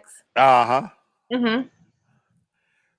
Well, see, and one of my favorite sex scenes, one of mine was Jason's lyric. Well, Alan Payne? Yeah. With that's the one movie I like that line bitch in. What's her name? Will Smith's wife. Jada Pinkett. Now I saw Jason lyric too. That's the one movie I like her in. She was attractive in that movie. That's the one movie she was attractive in. And Inkwell, she was very pretty in Inkwell. She was. She was little girl, but she was attractive to me, womanly attractive in Jason's lyric. And ain't no way you can convince me he didn't get that pussy. He got that pussy. I believe that. I believe that. He got that pussy. It was just too realistic. But Craig, I like Jason's lyric too. But to answer this question, I'm with Bert on this one. I liked because okay, I get what y'all are saying. I get what y'all are saying. But that scene harkens back to my poor days. We grew up 11 in a household, welfare. When you go grocery shopping and when you open up your cabinets and refrigerators and you just happy and shit, you so happy you got to dance, you got food. When you get you some good sex in, and to Tasha's point, it wasn't fucking maybe you didn't fuck, but when you have some really good sex, it's a feeling all over of happiness, and that you do, as a man, you have your own version of that, mine was when I get that pussy from behind in doggy style, where you do the Superman stance, and you look around the room and you admire yourself. That's right. You look in the mirror, you start flexing. You're like, absolutely. It's that moment that but more than that, Tommy and them was fucking, but it wasn't love to me. I feel y'all. That's show you the difference between men and women. Whereas with Jody and Yvette, it was not just physical; it was emotional. But with Tommy, they was just fucking. So, but again, men, I hope y'all are listening. That at the end of the day, you got to bring some fucking to the table. Jody was giving, I'm cheating, and I ain't got nowhere to go. I'm driving your car dick. He was humping for homes. Humping for homes is a different type. Tommy had his own home, his own cash, and was still bringing good dick. While we're talking about sex scenes, has everybody watched Mea Culpa? Like with Kelly Rowland. Everybody seen it? No, I've seen it. I didn't see it. She just lied. I can't lie for shit. Did Bert? Did you see it? To watch it. That's why I'm watching. That's why I'm watching Halo without you. I saw Candace, which scene in Boomerang we talking about? Oh, Boomerang. Oh, Which scene in Let me see what Boomerang. what sex scene in Boomerang we talking about? What's that scene? Tasha, you was talking about the sex scene in that and The sex scene. I didn't get all the hype that everybody's so excited, like about that. Like a lot of women really, really like the scene of him and Kelly Rowland. And the number one, let me just say this unpopular opinion: he is not fine. I don't give a fuck what nobody says. That man is not fine. He's okay. He's not fine. Somebody's disagreeing with you right now, Tasha. I didn't open my mouth. Your face saying it all. Open my mouth. And that's where I was gonna go. So that's where I was gonna go, Tasha. But Tasha, that's where I was gonna go, and that's why I think he was cast. It's because most women. So here is my take on that scene. Mm-hmm. It didn't do nothing for me because we didn't get to see Kelly Rowland, and then she ain't got no great body anyway. But I think the scene is a reason why Tyler Perry made sure he made this scene, because he made sure that they showed his ass. This was for Tyler Perry and those boys who wanted to see his ass. Okay. That wasn't meant for me. It was meant for women who fantasize about this guy because they think he fine, and it was also meant for men who wanted to see his ass. And Mr. Cherry, I love what you stand for, but we know it. I ain't gonna say we know. Allegedly, you like to take a little dick on the side, so. Hey. And that's okay. That's okay. Oh, well, Robin Givens, she's talking about Boomerang. Robin. You know what, Candace? I didn't find it sexy. I didn't find that scene sexy, to be honest with you. Even y'all didn't. Now she was fine because her body was fine, but I didn't really consider that like a sex scene. Either. Huh? Robin ain't got no cheeks. Robin has a nice little fat ass on that. She don't have no cheeks. Yes, she did. Now, not compared to all these fake asses, but she had a nice little body. You can have cheeks without thin little waist. She had a nice little ass on her now. She had a nice little ass on her. That's the only thing I like. Candace, I like the scene in Mia. See, again, I think it was for women and for gays. No, so I'll tell you this. I don't think the scene was that good. It was the aesthetics, like the paint and everything. It was just something different. Okay. So the scene wasn't like, I feel like Sisters and Zatima had better sex scenes. Let me just say this. I've never seen that had stuff. way better sex scenes. Let me just say that. Oh my God. I said I've never seen the show. Tasha been trying to get me to watch this for a while. Zatima, you can't tell me they ain't really having sex. Zach, let me just say that man, right? He is so fine. It don't make no sense. And their sex scenes in that show was 1,000 times better, a million than Mia Culpa, 1,000 times better. And this is on BET. Craig says, I didn't like the Kelly Rowland scene because she slept with him right after he slept with another woman. That's just nasty. She didn't know that, though. Oh yes, she did. Yes, she did. She walked in and the girl like jumped off his lap. But this is Mia Culpa. Yeah, but this is. Go ahead. Writers on that movie. Zatima, when that started out, he did it himself. People were complaining that he writes too much, so he brought other people in to write Mia Culpa. The sex he did in Zatima was his. All I can say is, Tyler Perry, holla at your boy, because I'm waiting on bring me in as a writer to write a realistic sex scene where ain't gonna be no paint involved. Aesthetically, it's not gonna be beautiful.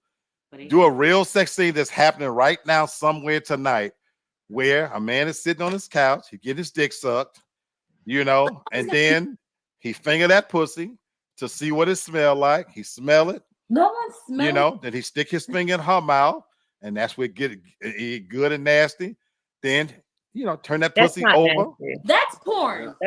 That's not nasty. It's that's realistic. Not porn. That's a Tuesday. It's realistic. There you go. Turn that pussy over. Beat that pussy halfway decent. You ask that bitch where you want it. You skeet all over her neck and back and forehead, and then you wander off. Put that bitch out. let's make a realistic sex scene. Well, you need to go to X videos. That's not what they're gonna have. Go because Pornhub, you gotta add ID now.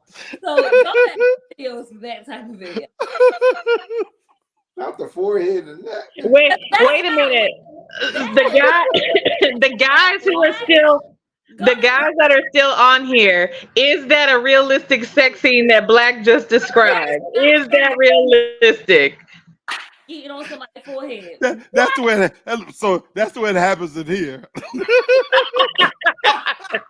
ain't eating on my damn forehead. Because he said he wants to write a realistic one. Craig, is that realistic? Terrence, is that realistic? Bert, you ain't got to answer. Bert ain't got to answer. I'm for it.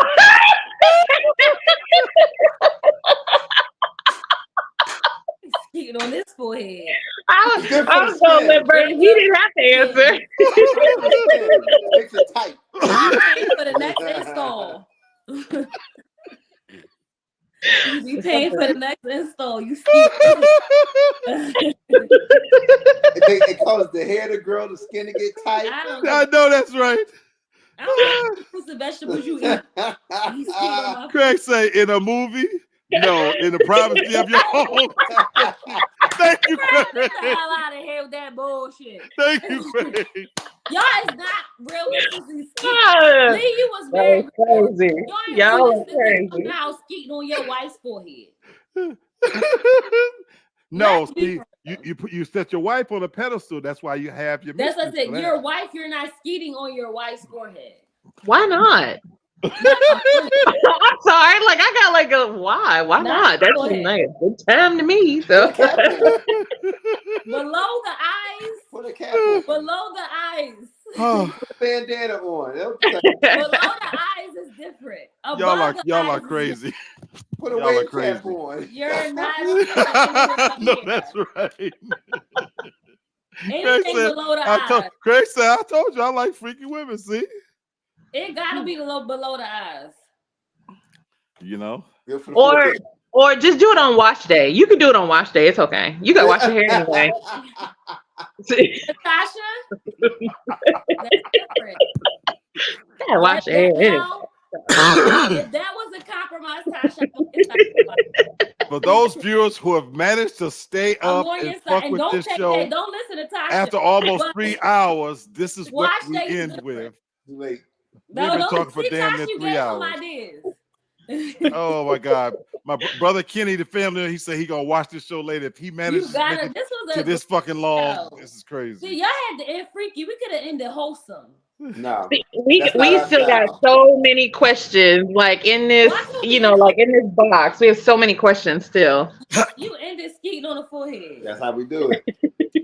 Absolutely. We wouldn't be real talk if we didn't end about it. Thank you.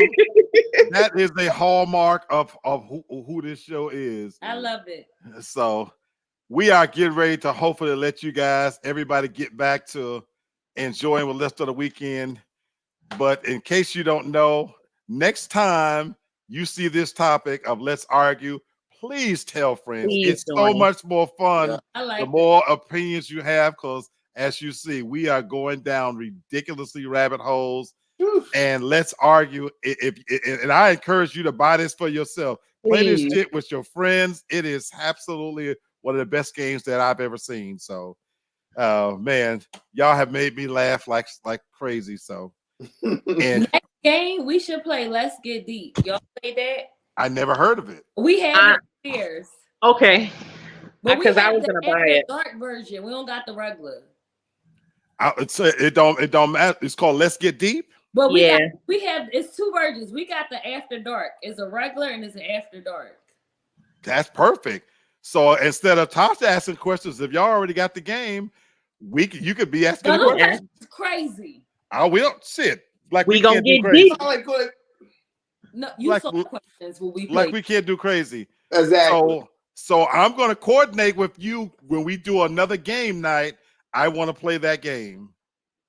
So viewers, next time you see game night, please come get your popcorn. Let me just say this right now.